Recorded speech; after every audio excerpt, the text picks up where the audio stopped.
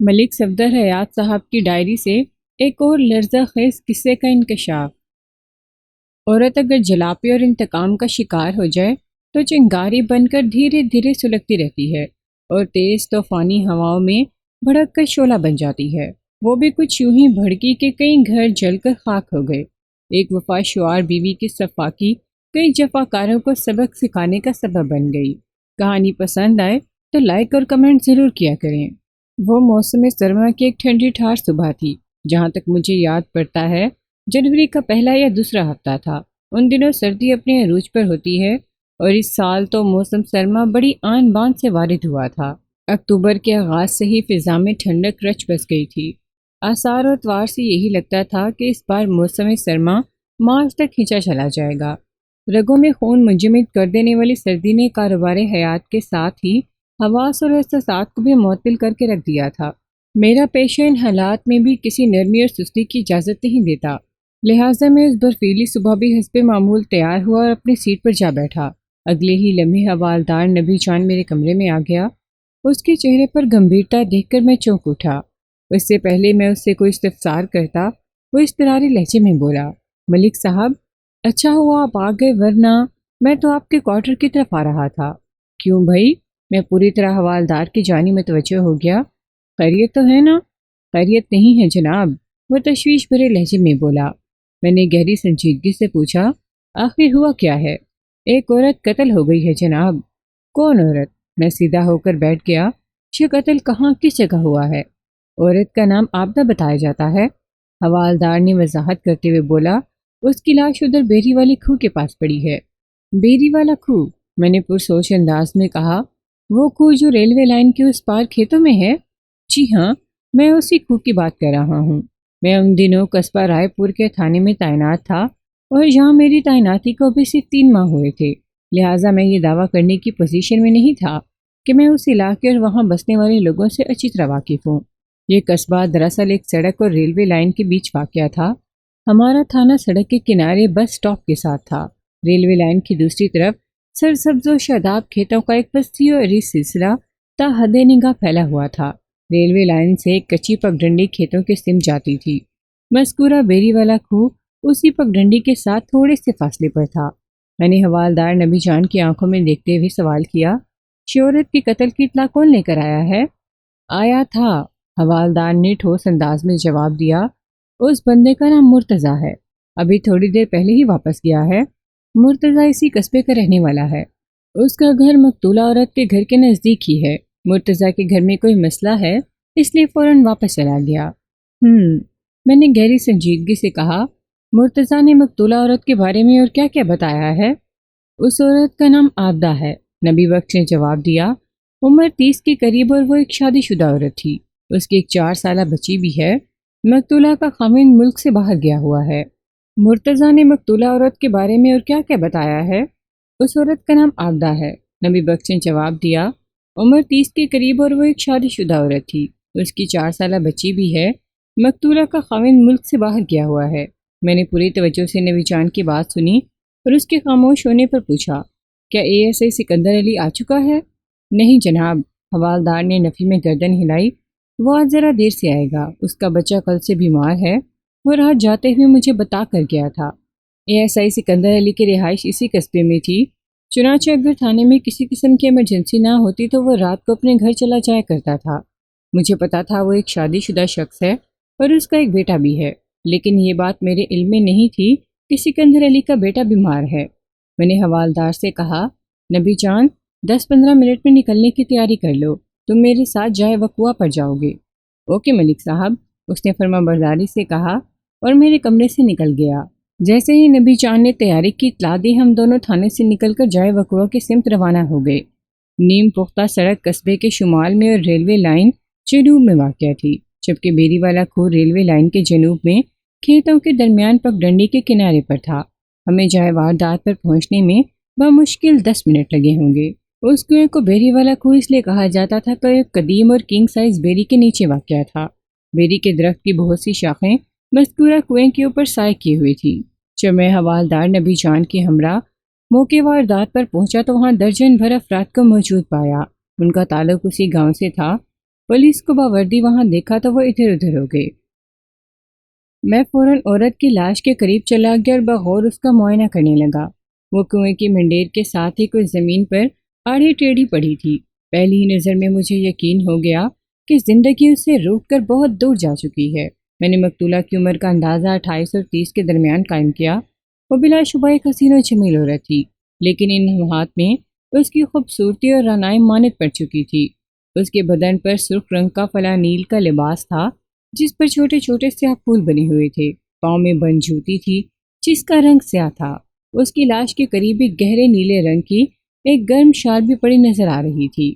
اس کے لباس اور زمین پر گرنے کے انداز سے ظاہر ہوتا تھا کہ اپنی زندگی کے آخری لمحات میں موت سے لڑتے ہوئے اس نے بڑی جدوجہد کی تھی۔ اس کا فلانیل کا لباس جگہ جگہ سے گرد آلود ہو رہا تھا۔ میں عابدہ کی لاش کے قریب زمین پر اکڑوں بیٹھ گیا اور بڑی باریک بینی سے اس کی گردن کا جائزہ لینے لگا۔ اس کی گردن کی حالت کسی نارمل گردن سے بہت مختلف دکھائی دے رہی تھی، اور پہلی ہی نگاہ میں مجھے سمجھنے میں کوئی دشواری محسوس نہ ہوئی کہ اسی گردن کو دبا کر عابدہ نامی اس عورت کو موت کے گھاٹ اتارا گیا تھا۔ میں نے اس بات کا بھی بخوبی اندازہ لگا لیا کہ مقتولہ کی گردن دبانے کے لیے کسی مضبوط رسی وغیرہ کا استعمال کیا گیا تھا۔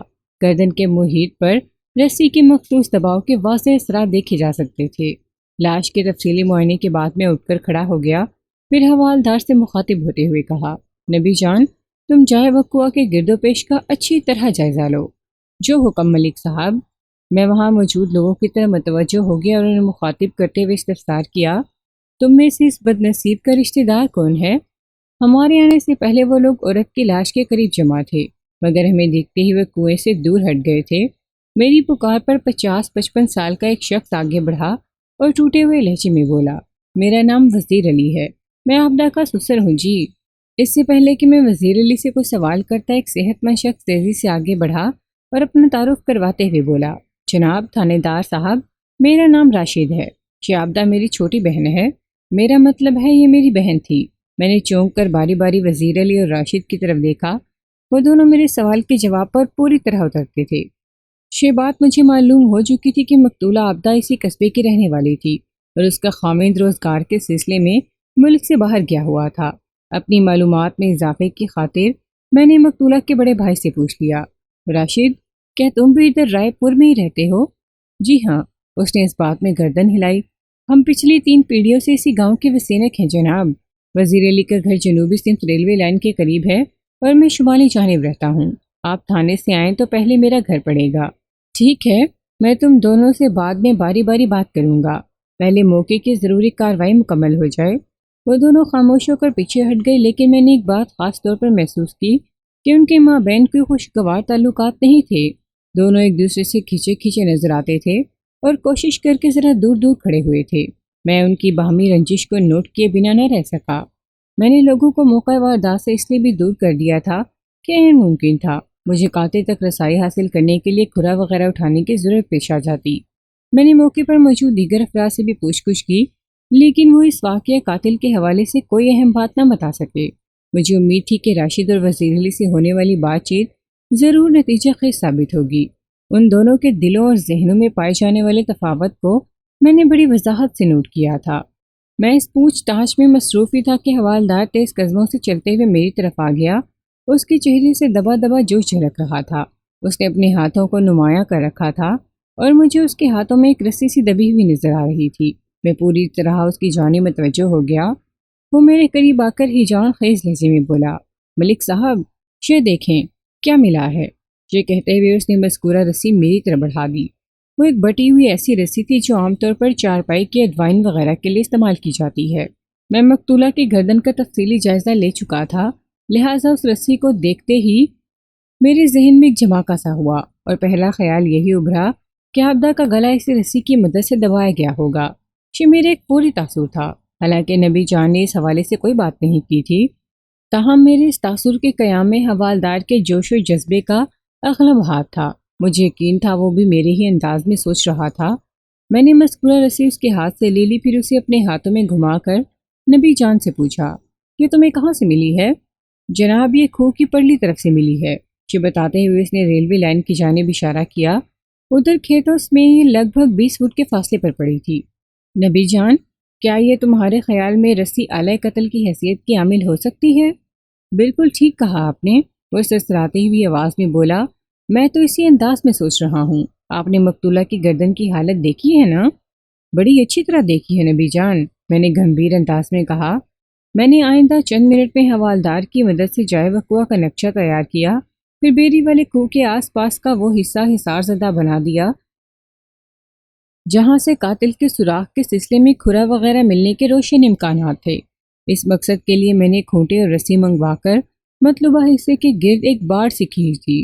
اس کام سے فارغ ہونے کے بعد میں نے مقتولہ کی لاش کو سرکاری اسپتال بھجوانے کا بندوبست کیا اور اس کے ورثاء کی جانب متوجہ ہو گیا۔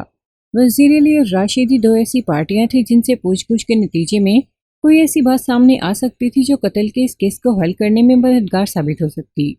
جیسا کہ میں نے پہلے ذکر کیا ہے، میں نے ان دونوں افراد کے درمیان اچھا خاصا تناؤ محسوس کیا۔ تھانے دار صاحب، پہلے آپ مجھ سے سوال جواب کریں۔ آبدہ میری چھوٹی بہن تھی۔ میں آپ کو زیادہ بہتر طور پر بتا سکتا ہوں کہ اس بیچاری کے ساتھ کیا ہوا ہوگا۔ وہ میرے بیٹے کی گھر والی تھی۔ وزیر علی نے ایک ایک لفظ پر زور دیتے ہوئے کہا، میری بہو اور میری اکلوتی پوتی کی ماں تھی۔ آپ اس بارے میں پہلے مجھ سے پوچھ گچھ کر لیں جی۔ آپ لوگ آپس میں جھگڑا نہ کریں ورنہ اصل معاملہ کھٹائی میں پڑ جائے گا، میں نے ٹھہرے ہوئے لہجے میں کہا۔ میں تم دونوں کو بولنے کا پورا موقع دوں گا، لیکن ایک اصول کے تحت۔ کیسا اصول جی؟ وزیر علی نے الجھن زدہ نظروں سے میری جانب دیکھا۔ میں نے متحمل لہجے میں کہا، موسم کی سختی اس بات کی اجازت اور رعایت نہیں دیتی کہ یہاں کھلی فضا میں کچہری لگا کر مزید قیام کیا جائے۔ ہمیں کسی گھر کے اندر بیٹھ کر صبر و سکون سے بات کرنا چاہیے۔ لہٰذا میں نے لمحاتی توقف کر کے گہری سانس خارج کی اور حتمی انداز میں اپنا فیصلہ سنا دیا۔ لہٰذا جس کا گھر جائے وقوع سے قریب ہے، پہلے میں اس کا بیان لوں گا، اس کے بعد دوسرے کی باری آئے گی۔ میرا فیصلہ سن کر وزیر علی مطمئن دکھائی دینے لگا، کیونکہ قرۂ سوال اس کے نام نکل آیا تھا۔ وہ ریلوے لائن کی دوسری طرف رہتا تھا، جبکہ راشد کا گھر قصبے کے دوسرے سرے پر تھا۔ حوالدار نبی جان کو میں نے مقتولہ کی لاش کے ساتھ سرکاری ہسپتال روانہ کر دیا تھا، لہٰذا اس وقت میں اکیلا ہی تھا۔ نبی جان اسپتال سے فارغ ہونے کے بعد سیدھا تھانے آ جاتا۔ وزیر علی کا گھر ریلوے پٹڑی پر کھڑے ہو کر دیکھا جا سکتا تھا۔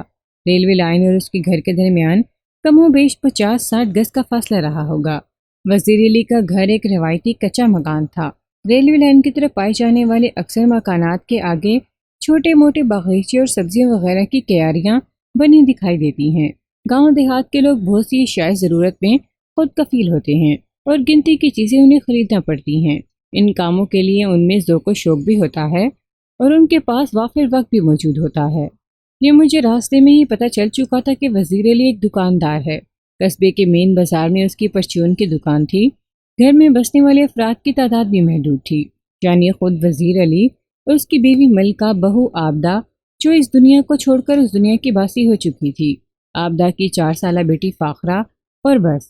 وزیر علی کا اکلوتا بیٹا مشتاق روزگار کے سلسلے میں پاکستان سے باہر گیا ہوا تھا۔ وزیر علی نے بتایا کہ وہ عراق میں ہے اور کسی مکینیکل فرم میں کام کرتا ہے۔ وزیر علی نے مجھے اپنے گھر کی بیٹھک میں بٹھایا۔ اس کی بیوی ملکہ بھی وہیں آ گئی۔ فاخرہ اپنے ہم عمر بچوں کے ہمراہ باہر کھیل رہی تھی۔ وہ اس سانحے کی حقیقت اور سنگینی سے ظاہر ہے اس طرح آگاہ نہیں تھی جیسے کوئی عاقل و بالغ انسان ہو سکتا ہے۔ ملکہ کی عمر 50 کے آس پاس نظر آتی تھی۔ وہ گول چہرے والی ایک گوری چٹی اور پھربا عورت تھی۔ بعد ازاں تفصیلی گفتگو کے نتیجے میں مجھے معلوم ہوا کہ پہلے بیٹے مشتاق کی پیدائش کے وقت کوئی زچگانہ پیچیدگی پیدا ہو گئی تھی اور یوں آئندہ کے لیے ماں بننے کی صلاحیت سے محروم ہو گئی تھی۔ مشتاق ان کی اکلوتی اولاد تھا اور وہ پچھلے 3 سال سے عراق میں تھا۔ ملکہ اور وزیر علی آبدہ کی المناک موت پر بڑے غمزدہ نظر آتے تھے۔ میں نے نہایت ہی مختصر الفاظ میں اس سانحے کے حوالے سے ہمدردی کا اظہار کیا اور ان سے وعدہ کیا کہ میں بہت جلد ان کے بہو کے قاتل کو نہ صرف ڈھونڈ لوں گا بلکہ اسے کیفر کردار تک بھی پہنچاؤں گا۔ ملکہ نے بھرائی ہوئی آواز میں کہا، سمجھ نہیں آ رہا کہ آبدہ کو کس نے قتل کیا ہے۔ سمجھ میں آ جائے گا، میں نے ٹھہرے ہوئے لہجے میں کہا۔ پہلے اس بات کا پتہ چلانا ہوگا کہ آپ لوگوں کی بہو بیری والے کھو تک پہنچی کیسے، وہ اپنی مرضی سے گئی یا اسے زبردستی وہاں لے جایا گیا، وہ وہاں کس سے ملنے گئی تھی، وغیرہ وغیرہ۔ یہ اور اسی طرح کے دیگر سوالات کے جواب آپ مجھے دیں گے کیونکہ مقتولہ آپ کے پاس آپ کے گھر میں رہتی تھی۔ شاید تو ممکن نہیں کہ آپ کو کچھ پتہ ہی نہ ہو۔ میں بڑی سے بڑی قسم کھانے کو تیار ہوں تھانے دار صاحب، وزیر علی نے گھگھیائی ہوئی آواز میں کہا۔ میرے دماغ میں کچھ نہیں آ رہا، یہ سب کیا اور کیسے ہو گیا؟ ایک بات تو طے ہے کہ آپ کی بہو کو گلا دبا کر موت کے گھاٹ اتارا گیا ہے، میں نے گہری سنجیدگی سے کہا۔ اس کی گردن کی حالت تم نے بھی دیکھی ہے وزیر علی، مقتولہ کی لاش جس آڑے ٹیڑھے انداز میں کچی زمین پر بے ترتیب پڑی تھی، اس سے اندازہ ہوتا ہے زندگی کو الوداع کہتے ہوئے اس نے موت سے لڑنے کی بھرپور کوشش کی تھی۔ یہ الگ بات ہے کہ اس کی پیش نہ چلی اور قاتل اپنے مقصد میں کامیاب ہو گیا۔ میں نے ایک مرتبہ پھر ایک لمحے کی خاموشی اختیار کی اور اپنی بات کو مکمل کرتے ہوئے کہا، اگر آپ لوگ مجھ سے تعاون نہیں کرو گے تو اس کیس کا کوئی نتیجہ سامنے نہیں آئے گا۔ میں نے راشد کے تیور دیکھے ہیں، وہ آپ لوگوں سے خاصا خفا نظر آتا ہے۔ یہ نہ ہو کہ اس کا کوئی بیان آپ کو کسی بڑی مصیبت میں مبتلا کر دے، لہٰذا میں نے سنسنی خیز انداز میں توقف کیا، پھر کہا، لہٰذا بہتر یہی ہے کہ آپ مجھ سے کچھ نہ چھپائیں۔ حقیقت سے آپ لوگ جس حد تک واقف ہیں مجھے بھی آگاہ کر دیں، بس صورت دیگر مجھے راشد کی بات بڑی توجہ سے سننا پڑے گی اور اس کی بات پر کان بھی دھرنا پڑیں گے۔ میرے انداز میں ایک خاص قسم کی دھمکی چھپی ہوئی تھی۔ وہ مجھے بھول کر پریشان نظروں سے ایک دوسرے کو دیکھنے لگے۔ ان کے چہروں کے تاثرات سے واضح ہوتا تھا کہ وہ خود کو کسی بڑی مصیبت میں گھرا ہوا محسوس کر رہی ہیں۔ فوری طور پر میں فیصلہ نہ کر سکا کہ وہ کوئی اہم بات مجھ سے چھپانے کی کوشش کر رہے تھے یا پھر انہیں واقعی کسی بات کا علم نہیں تھا۔ انہیں متذبذب، فکر مند اور الجھا ہوا دیکھا تو میں نے اٹھ کر کھڑا ہو گیا، پھر گہری سنجیدگی سے کہا، میں مقتولہ کے کمرے کا معائنہ کرنا چاہتا ہوں۔ میری تقلید میں وزیر علی بھی کھڑے ہوتے ہوئے بولا، آپ میرے ساتھ آئیں جی۔ میں اس کے پیچھے چل پڑا۔ وزیر علی کا گھر لگ بھگ 5 مرلے قطع اراضی زمین پر بنا ہوا تھا۔ کراچی کے رہائشی سے 103 گز کے پلاٹ پر تعمیر شدہ مکان سمجھ لیں۔ مکان کے ابتدائی حصے میں ایک چھوٹی سی بیٹھک بنی ہوئی تھی جہاں سے میں ابھی اٹھا تھا۔ بیٹھک کے پہلو میں ڈیوڑی شانی گھر کا داخلی راستہ تھا۔ بیٹھک میں آمد و شد کے لیے 2 دروازے تھے، ایک ڈیوڑی کی جانب اور دوسرا گھر کے صحن کی طرف۔ گھر کا صحن اور برآمدہ ایک دوسرے کے آمنے سامنے تھے۔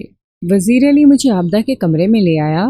وہ کمرہ اپنے اندرونی ماحول اور اشیاء کے حوالے سے بالکل ویسا ہی تھا جیسا کہ گاؤں دیہات کے گھروں کے کمرے ہوا کرتے ہیں۔ مقتولہ کے کمرے کے سامنے والی دیوار پر ایک فریم شدہ تصویر بھی آویزاں تھی جس میں ایک مرد اور ایک عورت جڑ کر بیٹھے ہوئے دکھائی دے رہے تھے۔ عورت کو تو میں نے فوراً پہچان لیا، وہ مقتولہ آبدہ کے سوا اور کوئی نہیں ہو سکتی تھی، جبکہ تصویر میں نظر آنے والا مرد یقیناً مقتولہ کا شوہر مشتاق تھا۔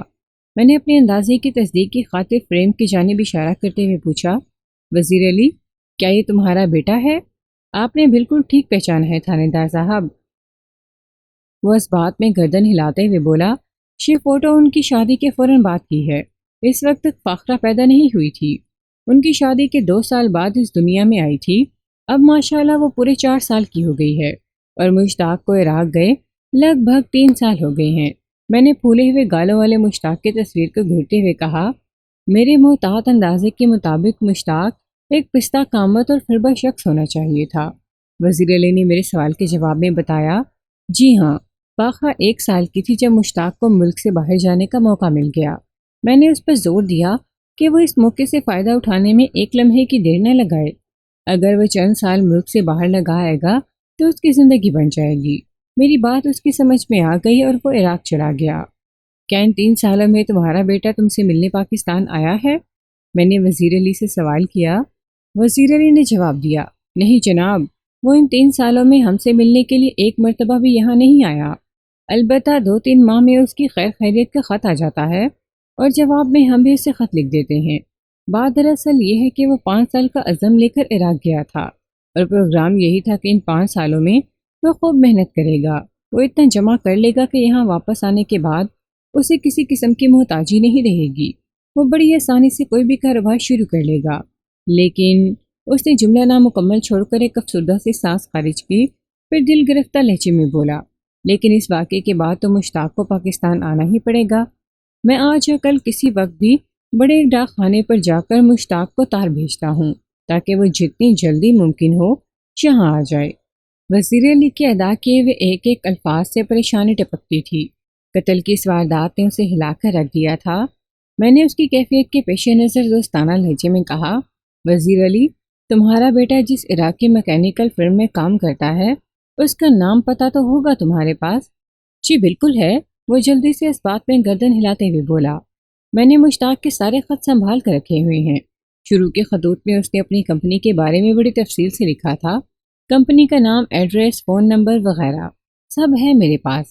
شاباش، میں نے تسلی بخش لہجے میں کہا، تم مجھے اس کی فرم کا نام اور ٹیلی فون نمبر لکھوا دو، میں ہیڈ کوارٹر سے یا ایس پی صاحب کے دفتر سے تمہارے بیٹے کو فون کر کے یہاں کے حالات سے آگاہ کر دوں گا۔ ٹیلی گرام وغیرہ کی ضرورت پیش نہیں آئے گی۔ اس نے تشکر آمیز نظروں سے مجھے دیکھا لیکن زبان سے کچھ نہیں بولا۔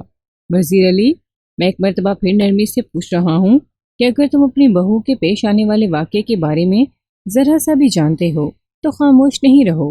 مجھے تفتیش کی گاڑی کو سٹارٹ کرنے کے لیے کوئی اشارہ چاہیے۔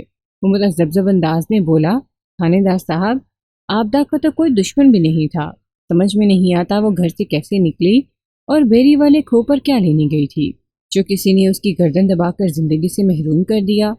وزیر علی، جس انداز میں تمہاری بہو کو موت کے گھاٹ اتارا گیا ہے وہ کسی دوست کا کارنامہ نہیں ہو سکتا۔ میں نے ایک لفظ پر زور دیتے ہوئے کہا، تمہیں پتہ ہو یا نہ ہو لیکن میں یہ ماننے کو تیار نہیں ہوں کہ اس کا کوئی دشمن نہیں تھا۔ میں پہلی فرصت میں اس دشمن تک پہنچنا چاہتا ہوں تاکہ یہ پتہ چلایا جا سکے کہ اس قتل کی وجہ کیا تھی۔ مجھے تو یہ لگتا ہے وزیر علی، میں نے دانستہ جملہ نامکمل چھوڑ کر سوالیہ نظروں سے اس کی طرف دیکھا تو وہ اضطراری لہجے میں بولا، آپ کو کیا لگتا ہے تھانے دار جی؟ مجھے لگتا ہے کہ تمہاری بہو اپنی مرضی سے بیری والی کھو تک پہنچی تھی۔ میں نے گہری سنجیدگی سے کہا، اکیلی یا کسی کے ہمراہ؟ اس حقیقت کا بہت جلد پتہ چلا لیا جائے گا۔ میں نے جائے وقوع کو محفوظ کر دیا ہے۔ کھوجی کی مدد سے جب کھرا اٹھایا جائے گا تو صاف پتہ چل جائے گا پچھلی رات وہاں کس شخص کے فٹ پرنٹ پہنچے تھے۔ پھر دودھ کا دودھ اور پانی کا پانی الگ ہو جائے گا۔ میں یہ جاننے میں کامیاب ہو جاؤں گا کہ تمہاری بہو کب، کیسے اور کیوں بیری والے کھو پر گئی تھی۔ میری ان سنگین باتوں نے اس کی پریشانی میں کئی گنا اضافہ کر دیا۔ وہ گھبرائے ہوئے لہجے میں بولا، سونا رب خیر کرے جی۔ سونا رب تو ہمیشہ خیر ہی کرتا ہے وزیر علی، میں نے اس کی آنکھوں میں دیکھتے ہوئے سنسنی خیز لہجے میں کہا، لیکن یہ انسان بڑی ظالم اور فتنہ پرور ہے، اسے کسی کروٹ چین نہیں آتا، نت نئے ہنگامے کھڑے کرتا رہتا ہے۔ میرے ان معنی خیز جملوں کے جواب میں وہ کچھ نہیں بولا۔ میں نے اسے کریدنے کی کوشش کرتے ہوئے عام سے لہجے میں کہا، تمہارا اور تمہاری بیوی کا نام کچھ عجیب سا نہیں ہے؟ عجیب سا کیوں جی؟ وہ حیرت بھری نظر سے مجھے دیکھتے ہوئے بولا۔ میں نے مذاق کے رنگ میں کہا، بیوی ملکہ، شوہر وزیر۔ تمہیں یہ کیسا لگتا ہے کہ وزیر کی بیوی ملکہ؟ جناب، دراصل ملکہ تو بادشاہ کی بیوی ہوتی ہے اور وزیر بادشاہ کا نائب۔ وہ اپنے دانش پہ وضاحت کرتے ہوئے بولا، لیکن یہ سارا چکر ناموں کی وجہ سے ہے۔ میں کسی بادشاہ کا وزیر نہیں، لیکن میرا نام وزیر علی ہے۔ ملکہ کسی بادشاہ کی نہیں بلکہ میری بیوی ہے۔ اچھا ٹھیک ہے، میں نے اس سلسلے میں نام کے وزیر کو زیادہ الجھانا مناسب نہ سمجھا اور معتدل لہجے میں کہا، وزیر علی، آج کل تم لوگ رات کا کھانا کتنے بجے کھا لیتے ہو؟ وہ میرے ساتھ چلتے ہوئے بولا، آج کل موسم سرما اپنے عروج پر ہے، اس لیے سارے کام جلدی جلدی کرنا پڑتے ہیں۔ شام کے نماز کے بعد ہم کھانے کے لیے بیٹھ جاتے ہیں۔ مغرب کے نماز کے بعد میں نے مقتولہ کی خوابگاہ سے واپس بیٹھک کی طرف جاتے ہوئے کہا، شاہ زیادہ سے زیادہ 6 بجے تک۔ جی ہاں، اس نے اس بات میں گردن ہلائی، شہی کوئی 6 سوا 6 بجے تک۔ اس کا مطلب ہے، میں نے برآمدے میں سے گزرتے ہوئے کہا، 7 بجے تک تو تم لوگ کھانے سے فارغ ہو جاتے ہوگے۔ اس نے ایک مرتبہ پھر اس بات میں گردن ہلائی۔ میں نے بیٹھک میں داخل ہوتے ہوئے کہا، تم لوگ رات کے کھانے کے بعد کیا کرتے ہو؟ میرا مطلب ہے فوراً سو جاتے ہو یا؟ ہم ملکہ کو بیٹھک میں چھوڑ کر گئے تھے، وہ بھی ہمارے بعد وہاں سے نکل گئی تھی۔ وہ ہمارے پیچھے کمرے میں تو نہیں آئی، ہو سکتا ہے باورچی خانے میں گھس کر ہماری باتیں سننے کی کوشش کر رہی ہو۔ بہرحال جب ہم بیٹھک میں واپس آئے تو وہ وہاں موجود نہیں تھی۔ تاہم قبل اس کے کہ وزیر علی میرے سوال کا جواب دیتا، ملکہ کی آواز سنائی دی، تھانے دار جی، میں آپ کو بتاتی ہوں۔ میں نے پلٹ کر عقب میں دیکھا، ملکہ ایک چھوٹی سی بچی کے ساتھ ہماری ہی طرف آ رہی تھی۔ بچی کی عمر کم و بیش 4 سال رہی ہوگی۔ وہ ایک گوری چٹی اور گول مٹول بچی تھی جس کے گھنگریالے بال بڑے خوبصورت نظر آتے تھے۔ میرے دل نے گواہی دی کہ وہ مقتولہ کی اکلوتی بیٹی فاقرہ ہے۔ وہ جی، آپ نے وزیر علی سے جو پوچھا تھا نا، اس کا جواب میں آپ کو دیتی ہوں۔ ٹھیک ہے، بتاؤ، میں نے گہری سنجیدگی سے کہا۔ وہ بولی، وزیر علی تو برآمدے میں چارپائی پر بیٹھ کر کھانا کھاتا ہے ہم تینوں باورچی خانے میں چولہے کے پاس بیٹھ کر کھاتی ہیں۔ کھانے کے بعد تھوڑی باتیں بھی ہوتی ہیں۔ اس دوران میں آبدہ برتن دھوتی تھی اور میں فاخرہ کے ساتھ قصے کہانیاں کرتی۔ پھر ہم سونے کے لیے اپنے اپنے کمروں میں چلے جاتے تھے۔ سونے سے پہلے میں نے گھر کا بیرونی دروازہ کبھی بند کرنا نہیں بھولا۔ وزیر علی نے مزید بتایا، دروازے کو اندر سے کنڈی لگانے کے بعد ہی کچھ اطمینان ہوتا ہے۔ کیا صبح تم ہی دروازے کی کنڈی کھولا کرتے تھے؟ جی ہاں، اس نے اس بات میں گردن ہلائی۔ یہ کام میرے ہی ذمہ ہے۔ جب مشتاق گھر میں تھا تو میں کبھی اس سے کہہ کر بھی یہ کام کروا لیا کرتا تھا۔ پچھلے 3 سال سے تو مجھے ہی کنڈی چڑھانا اور اتارنا پڑ رہی ہے۔ کیا کل رات کو بھی سونے سے پہلے تم نے بیرونی دروازے کو اندر سے کنڈی لگائی تھی؟ جی، مجھے اچھی طرح یاد ہے، اس نے جواب دیا۔ میں نے رات کو دروازہ بند کر کے کنڈی لگائی تھی اور اپنے کمرے میں آ گیا تھا۔ پھر ہم سو گئے تھے۔ پچھلی رات لگ بھگ کتنے بجے تم نے کنڈی چڑھائی تھی؟ میرا خیال ہے اس وقت 8 بجے ہوں گے۔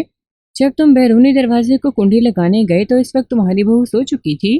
میں نے اس کی آنکھوں میں دیکھتے ہوئے سوال کیا۔ سو چکی تھی یا جاگ رہی تھی؟ اس بات کا تو مجھے کچھ نہیں پتا جناب، وہ الجھن زدہ لہجے میں بولا۔ ہاں، یہ جانتا ہوں کہ آبدہ اور فاخرہ اس وقت اپنے کمرے کے اندر جا چکی تھیں۔ تم نے گھر کے بیرونی دروازے کو کنڈی چڑھائی اور اپنے کمرے میں آ گئے۔ میں نے خود کلامی کسی انداز میں کہا، پھر تیز لہجے میں پوچھا، کیا تم اپنے کمرے میں آنے کے بعد فوراً ہی سو گئے تھے؟ یا تمہیں دیر سے نیند آئی تھی؟ جناب، میں دن بھر دکان میں اس قدر تھک جاتا ہوں کہ رات دیر تک جاگنے کا تو سوال ہی پیدا نہیں ہوتا، وہ بیزاری سے بولا۔ جب مشتاق یہاں تھا تو دکانداری میں میری مدد کیا کرتا تھا، اب تو مجھے اکیلے کو ہی سارا کام سنبھالنا پڑتا ہے جناب۔ تم نے گزشتہ رات کم و بیش 8 بجے گھر کے بیرونی دروازے کو اندر سے کنڈی لگا لی اور اپنے کمرے میں آ کر سونے کے لیے بستر پر لیٹ گئے۔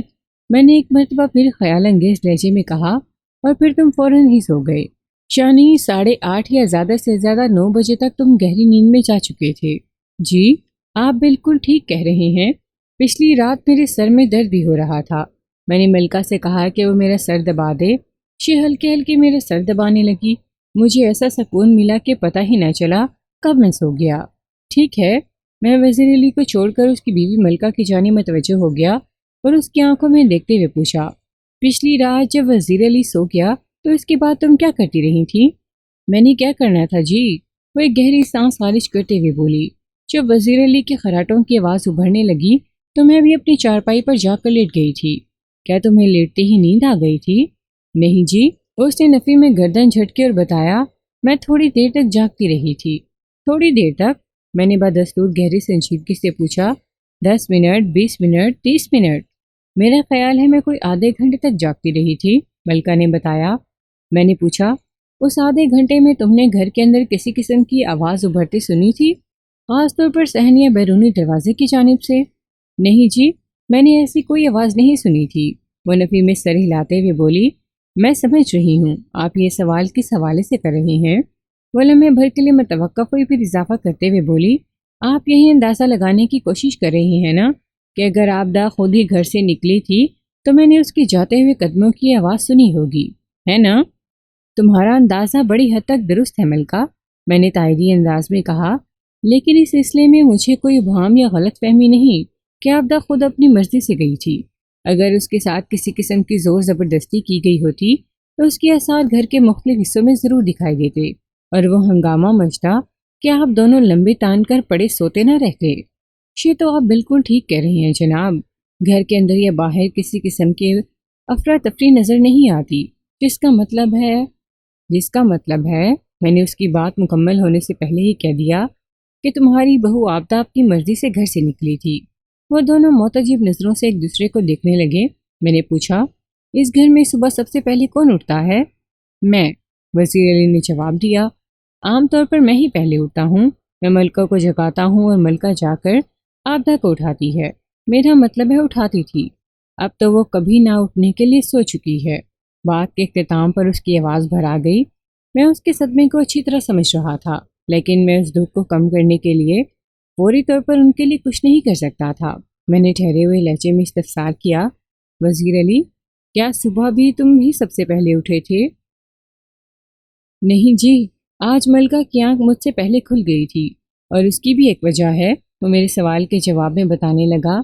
جیسا کہ میں نے آپ کو بتایا ہے کہ رات میرے سر میں درد ہو رہا تھا، اس لیے جب مجھے نیند آئی تو میں بے خبر سویا اور اپنے وقت پر صبح اٹھ نہ سکا۔ ملکہ نے میرا سر دبا کر مجھے ایسی پرسکون نیند میں پہنچا دیا تھا کہ میں معمول کے مطابق جاگ نہ سکا۔ ملکہ نے تمہیں جگایا اور پھر وہ آبدہ کو اٹھانے چلی گئی۔ میں نے واقعات کی حقیقت تک رسائی حاصل کرنے کی کوشش کرتے ہوئے کہا، پھر ملکہ کی طرف دیکھتے ہوئے اضافہ کیا، کیا آبدہ تمہیں اپنے کمرے میں مل گئی تھی؟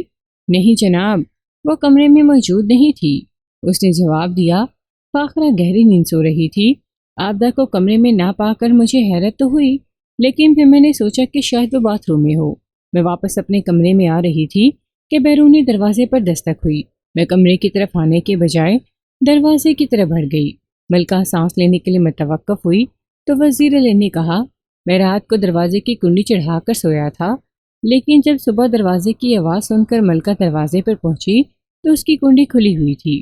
جب ملکہ نے دروازہ کھولا تو سامنے مجید کمہار کھڑا تھا۔ مجید کمہار، میں نے چونکے ہوئے لہجے میں کہا، یہ مجید کمہار کون ہے اور وہ صبح ہی صبح تمہارے دروازے پر کیا لینے آ گیا تھا؟ وزیر علی نے جواب دیا، مجید کمہار بھی اسی قصبے میں رہتا ہے اور وہ ہمیں آبدہ کی لاش کے بارے میں بتانے آیا تھا۔ اس کا مطلب ہے آبدہ کی لاش کو سب سے پہلے مجید کمہار نے دیکھا تھا، میں نے متاسفانہ انداز میں کہا۔ جی ہاں، وزیر علی نے اس بات میں گردن ہلائی۔ ادھر بیری والے کنویں کے قریبی پگڈنڈی کے دوسرے کنارے پر ایک چھپڑ ہے، اس چھپڑ میں دن بھر مال مویشی نہاتے ہیں یا پھر عورتیں اپنے کچے گھروں کے لیپائی کے لیے مٹی نکالتی ہیں۔ مجید کمہار بھی مٹی کی تلاش میں ادھر چکر لگاتا ہے۔ آج تڑکے جب وہ لمحے بھر کے لیے رکا، ایک گہری سانس لی، پھر اضافہ کرتے ہوئے بولا، آج صبح جب مجید کمہار اپنے گدھے اور کتے کے ہمراہ چھپڑ کی طرف گیا تو کتے نے بیری والے کنویں کے قریب پہنچتے ہی بھونکنا شروع کر دیا۔ پھر جلد ہی کتے کے بھونکنے کا سبب بھی سمجھ میں آ گیا، وہ بے زبان جانور آبدہ کی لاش دیکھ کر بھونک رہا تھا۔ وزیر علی یہاں تک بتانے کے بعد خاموش ہو گیا۔ مجید کمہار کا نام پہلی مرتبہ سامنے آیا تھا، اس سے پہلے مرتضیٰ کا نام سننے میں آیا تھا۔ وہ شخص تھا جو اس واقعے کی اطلاع دینے تھانے پہنچا تھا اور میری آمد سے پہلے ہی تھانے سے نکل گیا تھا۔ ان دونوں افراد کی حیثیت اس کیس میں اطلاع کنندگان جیسی تھی، اور مزے کی بات یہ تھی کہ میری ان دونوں اہم افراد سے ابھی تک ملاقات نہیں ہوئی تھی۔ جائے وقوع پر وہ موجود نہیں تھے، ورنہ یہ بات مجھ سے چھپی نہ رہتی اور میں ان سے بھی کڑی پوچھ گچھ کرتا۔ میں نے وزیر علی کی طرف دیکھتے ہوئے کہا، مجید کمہار نے تمہیں آ کر بتایا کہ ادھر بیری والے کنویں کے پاس تمہاری بہو کی لاش پڑی ہے۔ پھر اس گھر میں افراتفری مچ گئی۔ ایک بندے جس کا نام مرتضیٰ ہے وہ تھانے کی طرف دوڑایا گیا تاکہ اس واقعے کی رپورٹ درج ہو سکے، لیکن دلچسپ بات یہ ہے کہ میں نے لمحے بھر کو توقف کیا، پھر وزیر علی کی آنکھوں میں دیکھتے ہوئے کہا کہ ابھی تک مجید کمہار یا مرتضیٰ سے میرا سامنا نہیں ہو سکا، حالانکہ ان دو اہم افراد کو تو جائے وقوع پر حاضر رہنا چاہیے تھا۔ کیا تم مجھے ان دونوں کے گھروں کا پتہ بتا سکتے ہو؟ جی ضرور ضرور، یہ کہتے ہوئے وزیر علی نے میرے مطلوبہ دونوں افراد کے گھروں کی لوکیشن سمجھا دی۔ میں نے کہا، وزیر علی مجھے امید ہے تم نے مجھ سے کوئی بات نہیں چھپائی ہوگی۔ اس بات میں کسی شک کی گنجائش باقی نہیں رہی کہ تمہاری بہو اپنی مرضی سے گھر سے نکلی تھی۔ اب وہ کس مقصد سے بیری والے کنویں تک پہنچی اور وہاں اس کے ساتھ کیا واقعہ پیش آیا، اس کا میں بہت جلد پتہ چلا لوں گا۔ ویسے ایک بات تو تم بھی تسلیم کرو گے کہ کوئی بہت ہی ضروری کام ہوگا جو آبدہ اپنی 4 سالہ بچی کو سوتا چھوڑ کر ٹھنڈی ٹھار رات کی خوفناک تاریکی میں بیری والے کنویں تک پہنچی تھی۔ وہ دونوں متذبذب اور الجھن زدہ نظروں سے مجھے دیکھنے لگے۔ ان کے چہرے اور آنکھوں میں خوف و دہشت کے سائے واضح طور پر لہراتے دیکھے جا سکتے تھے۔ اس واقعے سے زیادہ میری باتوں نے انہیں سراسیمہ کر دیا تھا۔ اسی لمحے وہ فاخرہ بیٹھک میں داخل ہوئی اور اپنی دادی کی گود میں چڑھ کر بیٹھ گئی۔ میں اٹھ کر کھڑا ہو گیا۔ وزیر علی سمجھ گیا کہ میں نے جانے کا ارادہ کر لیا ہے۔ وہ بھی جلدی سے میری تقلید میں کھڑے ہوتے ہوئے بولا، 1 منٹ جناب۔ میں نے چونک کر سوالیہ نظروں سے اس کی طرف دیکھا اور وضاحت کرتے ہوئے بولا، آپ کو مشتاق کی کمپنی کا پتہ اور فون نمبر چاہیے تھا نا؟ آپ 1 منٹ رکے، میں اس کے خط لے کر آتا ہوں۔ میں رک گیا۔ تھوڑی دیر بعد وزیر علی اپنے بیٹے کے خطوط کا پلندہ اٹھا لایا۔ میں نے مشتاق کی میکینیکل فرم کا پتہ اور فون نمبر وغیرہ اپنے پاس نوٹ کر لیا۔ ان کے گھر سے رخصت ہونے سے پہلے میں نے ننھی فاخرہ کو پیار کیا اور بھاری دل کے ساتھ گھر سے باہر نکل آیا۔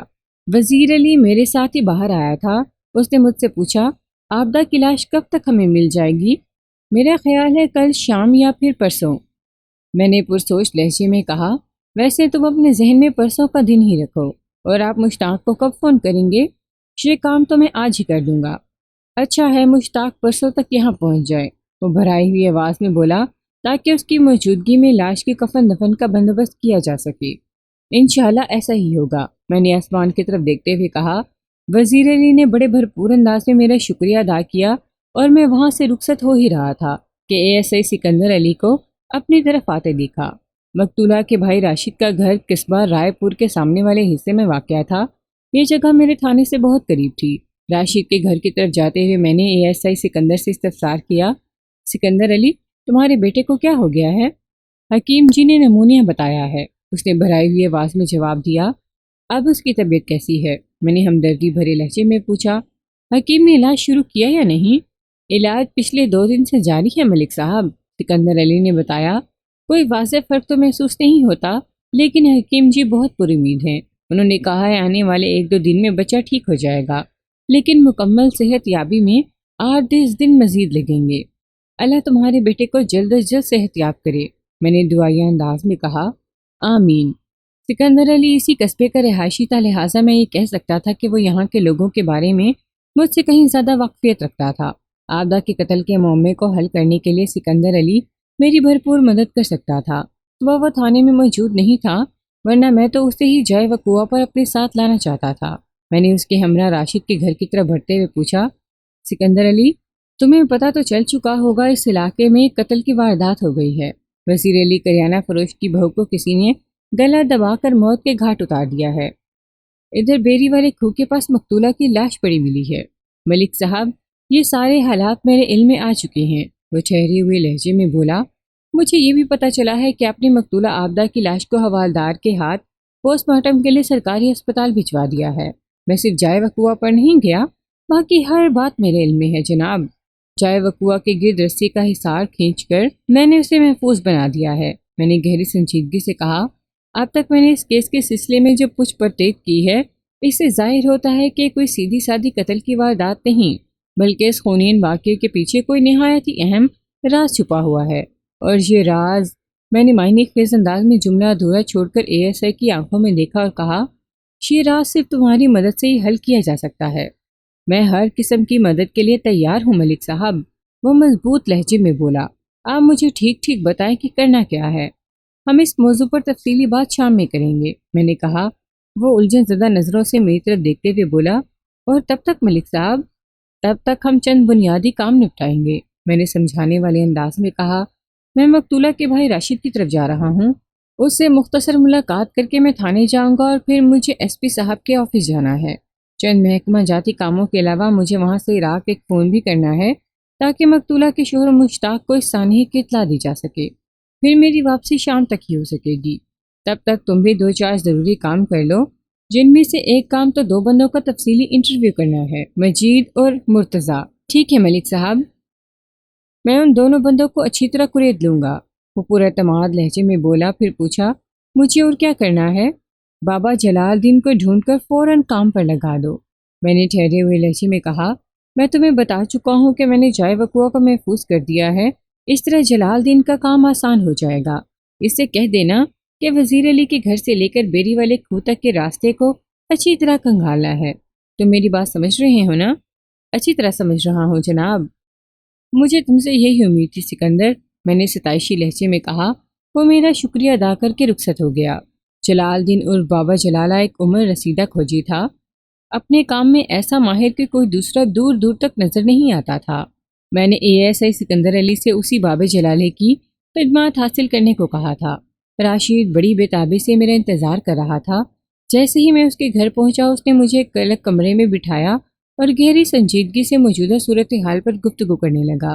اس نے چھوٹتے ہی مجھ سے سوال کیا، ملک صاحب، کچھ پتہ چلا میری بہن کے ساتھ کیا واقعہ پیش آیا ہے، اور اس کا قاتل کون ہے؟ ابھی تک قاتل کے بارے میں کوئی اشارہ نہیں ملا، میں نے صاف گوئی کا مظاہرہ کرتے ہوئے کہا۔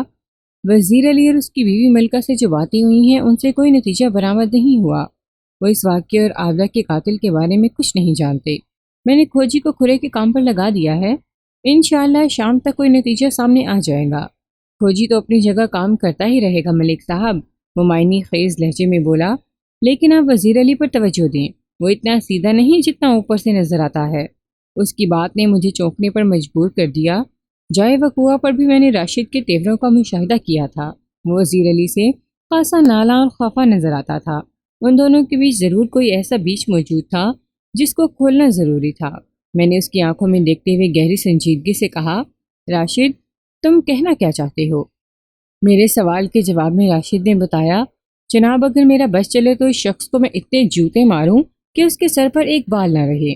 بے غیرتی اور کمینگی کی بھی کوئی حد ہوتی ہے، مگر اس نے تو تمام ہی حدیں توڑ ڈالی ہیں۔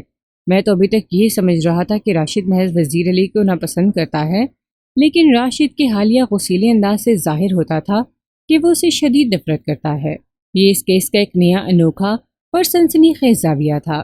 مجھے امید ہو چلی کہ اگر میں نے راشد کو اچھی طرح ہینڈل کر لیا تو کوئی نہ کوئی ایسا سرا ضرور میرے ہاتھ آ جائے گا جسے تھام کر میں قاتل تک پہنچ سکوں گا۔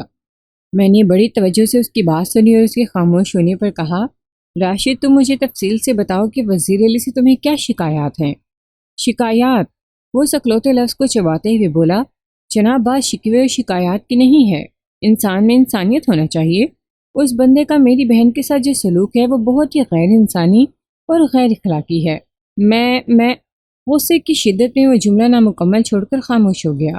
میں نے دیکھا وہ اپنے دونوں ہاتھوں کی مٹھیوں کو کھول بند کر رہا تھا۔ میں نے پچکارنے والے انداز میں کہا، راشد میں جانتا ہوں کہ وزیر علی میں کون کون سی غیر اخلاقی اور غیر انسانی عادت ہے، خاص طور پر تم اپنی بہن عابدہ کے حوالے سے بتاؤ۔ وہ کمینہ میری بہن کے کردار پر شک کرتا تھا، وہ زہریلے لہجے میں بولا۔ کردار پر شک؟ میں نے سوالیہ نظروں سے راشد کو دیکھا۔ کیا مطلب ہے تمہارا؟ وہ عورت جو اس کی بہو تھی اور اسی کے گھر میں رہتی تھی، وہ اسی کی ذات کو شک کی نگاہ سے دیکھتا تھا، لیکن وہ ایسا لگتا تو نہیں۔ تھانے دار صاحب، میں نے تو آپ سے پہلے ہی کہا تھا کہ وہ بظاہر جتنا سیدھا اور شریف نظر آتا ہے ایسا ہے نہیں، وہ طنزیہ لہجے میں بولا۔ اور اس مردود کی یہ خبیث خصلت بھی عابدہ کی شادی کے بعد ہی سامنے آئی تھی۔ ہم نے تو مشتاق کو دیکھ کر اس رشتے کے لیے حامی بھر دی تھی۔ اللہ جھوٹ نہ بلوائے، اس کا پیٹ پیچھا ہے، مگر یہ حقیقت ہے کہ مشتاق ہیرا آدمی ہے۔ وہ جب تک یہاں رہا میری بہن کو کسی قسم کی پریشانی نہیں ہوئی، لیکن اس کے عراق جاتے ہی ایک سے بڑھ کر ایک مسئلہ کھڑا ہونے لگا۔ میں نے تو سوچ لیا تھا جناب کہ اگر بات زیادہ بڑھی تو میں عابدہ کو اپنے گھر واپس لے آؤں گا۔ وہ ماں بیٹی مجھ پر بوجھ نہیں بن سکتی۔ جب مشتاق عراق سے واپس آتا تو میں اسے اپنے ساتھ بٹھا کر بات کرتا، پھر جو بھی فیصلہ ہوتا، مگر میں سوچتا ہی رہا اور میری بہن جان سے چلی گئی۔ عابدہ کی المناک موت ایک افسوسناک واقعہ ہے جس کا جتنا بھی سوگ منایا جائے کم ہے۔ میں نے راشد کے زخموں پر الفاظ کا مرہم رکھتے ہوئے کہا، میری یہ کوشش ہے کہ میں جلد از جلد تمہاری بہن کے قاتل تک پہنچ سکوں۔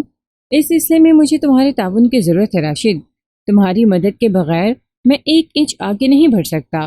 صورتحال نے جیسی نازک اور حساس پٹری پکڑ لی تھی، اس کا تقاضا تھا کہ میں بڑی احتیاط کے ساتھ راشد کے دل اور دماغ کو ٹٹولوں تاکہ یہ ملاقات نتیجہ خیز ثابت ہو سکے۔ میری بات کے جواب میں اس نے کہا، جی حکم کریں، آپ مجھ سے کس قسم کا تعاون چاہتے ہیں؟ میں نے اپنے لہجے کو پراسرار بناتے ہوئے نہایت ہی رازدارانہ انداز میں کہا، راشد، اس وقت کمرے میں ہم دونوں کے سوا اور کوئی بھی نہیں۔ یہ بھی حقیقت ہے کہ ہماری آواز کمرے کے باہر سنی نہیں جا سکتی، لہٰذا تم بے فکری سے اپنے دل کی بات کہہ دو۔ کیا تم وزیر علی کو عابدہ کا قاتل سمجھتے ہو؟ اس نے بڑی سرعت سے پلکیں جھپکائی اور اضطراری لہجے میں بولا، میرا یہ مطلب تو نہیں تھا جناب۔ گویا میں نے بادستور اس کی آنکھوں میں دیکھتے ہوئے کہا، تم یہ کہنا چاہتے ہو کہ وزیر علی عابدہ کا قاتل نہیں؟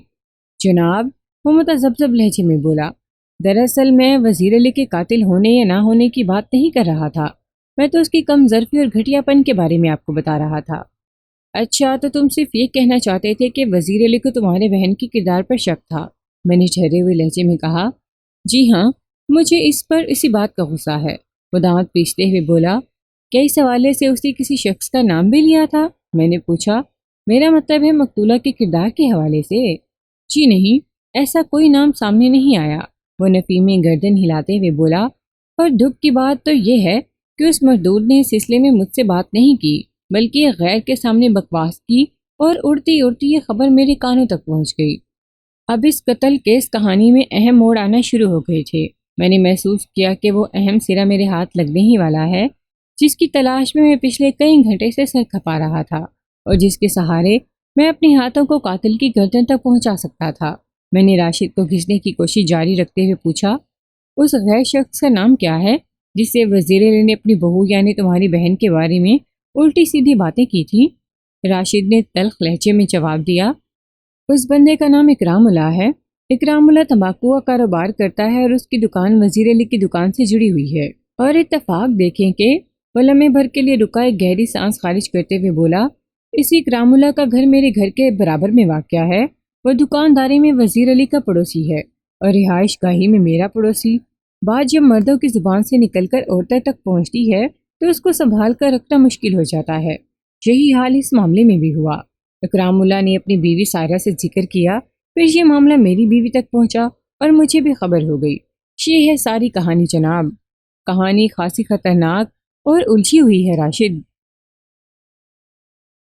میں نے مدبرانہ انداز میں کہا، پھر پوچھا، جب یہ قصہ تمہارے علم میں آیا تو تم نے وزیر علی سے پوچھ تاچھ نہیں کی؟ کم از کم تمہیں اس معاملے کی تصدیق تو کرنا چاہیے تھی۔ جناب، میں پچھلے 3 سالوں میں وزیر علی کے مزاج اور فطرت کو اچھی طرح سمجھ گیا ہوں۔ وہ برا سا منہ بناتے ہوئے بولا، مجھے پتا تھا اگر میں نے اس سلسلے میں اس سے باز پرس کی تو وہ ایک طوفان کھڑا کر دے گا، لہٰذا میں نے اس کے منہ لگنے کی کوشش نہیں کی۔ ویسے بھی وہ تھوڑی دیر کے لیے رکا، پھر بات کو مکمل کرتے ہوئے بولا، میں نے بلقیس سے مشورہ کرنے کے بعد فیصلہ کیا تھا کہ ہم مشتاق کی واپسی کا انتظار کریں گے۔ وہ ایک سمجھدار اور معقول انسان ہے، ہماری بات کو سمجھ جائے گا۔ اس کا وزیر علی پر بھی زور چلتا ہے، وہ اس معاملے کو اچھی طرح سنبھال سکتا تھا۔ وزیر علی سے الجھنے کا کوئی فائدہ نہیں تھا۔ میں نے پرسوچ انداز میں ہنکاری بھری اور پوچھا، کیا ان معاملات کا تمہاری والدہ اللہ رکھی کو بھی علم ہے؟ نہیں جناب، اس نے نفی میں گردن ہلائی۔ اماں کی عمر اور صحت اس قابل نہیں کہ میں اس معاملے میں اسے پریشان کرتا۔ ویسے بھی وہ بہت اونچا سنتی ہیں، اسے اس سلسلے میں کچھ پتہ نہیں ہے۔ ٹھیک ہے راشد، تم نے تو وزیر علی کے منہ لگنا مناسب نہیں سمجھا، لیکن میں اس معاملے میں اسے نظر انداز نہیں کر سکتا۔ میں نے فیصلہ کن انداز میں کہا، اگر عابدہ کے کردار کے حوالے سے اس کے ذہن میں کچھ خدشات تھے تو اس کا ذکر مجھ سے کرنا چاہیے تھا۔ وزیر علی کے علاوہ میں اکرام اللہ سے بھی ایک بھرپور ملاقات کروں گا تاکہ پتہ چلے کہ وزیر علی نے اس سے ایسی کون سی بات کی تھی۔ یہ بہت ضروری ہے جناب، میں پولیس کی کام میں رکاوٹ نہیں بنوں گا۔ وہ گہری سنجیدگی سے بولا، آپ جو مناسب سمجھتے ہیں وہ ضرور کریں۔ میں تو چاہتا ہوں آپ میرے 3 کام کر دیں۔ کون سے 3 کام؟ میں نے چونک کر اس کی طرف دیکھا۔ وہ وضاحت کرتے ہوئے بولا، نمبر 1، میں چاہتا ہوں کہ میری بہن کے قاتل کو ایسی سزا ملے جو دیکھنے اور سننے والوں کے لیے عبرتناک ہو۔ نمبر 2، میری خواہش ہے کہ اسپتال سے عابدہ کی لاش سیدھی میرے گھر پہنچے اور میں اپنی مرضی سے اس کی کفن دفن کا بندوبست کروں۔ نمبر 3، میں چاہوں گا کہ عابدہ کی موت کے بعد فاخرہ میرے پاس رہے۔ میں اس ننھی سی بچی کو وزیر علی کے گھر چھوڑنے کو ہرگز تیار نہیں ہوں۔ میں نے اس کی آنکھوں میں دیکھتے ہوئے 2 ٹوک انداز میں کہا، راشد علی، میری بات دھیان سے سنو۔ تمہاری پہلی خواہش تو میں ہر قیمت پر پوری کروں گا۔ عابدہ کا قاتل نہ صرف یہ کہ بہت جلد گرفتار ہوگا بلکہ وہ عبرتناک سزا پا کر جیل کی آہنی سلاخوں کے پیچھے بھی چلا جائے گا۔ لیکن جہاں تک باقی 2 خواہشوں کا تعلق ہے تو میں نے لمحاتی توقف کر کے گہری سانس لی، پھر اضافہ کرتے ہوئے کہا، وہ فی الحال میرے اختیار میں نہیں ہیں، انہیں پورا کرنا میرے بس کی بات نہیں۔ کیوں جناب؟ وہ حیرت بھری نظروں سے مجھے دیکھنے لگا۔ میں نے 2 ٹوک انداز میں کہا، راشد، تمہاری خواہش نمبر 2 اس لیے پوری نہیں ہو سکتی کہ عابدہ اپنے سسرال میں رہ رہی تھی جب اس کو موت کے گھاٹ اتارا گیا۔ وہ اس کے شوہر کا گھر ہے، لہٰذا اسپتال سے اس کی پوسٹ مارٹم شدہ لاش پہلے تھانے میں اور پھر تھانے سے وزیر علی کے گھر پہنچے گی۔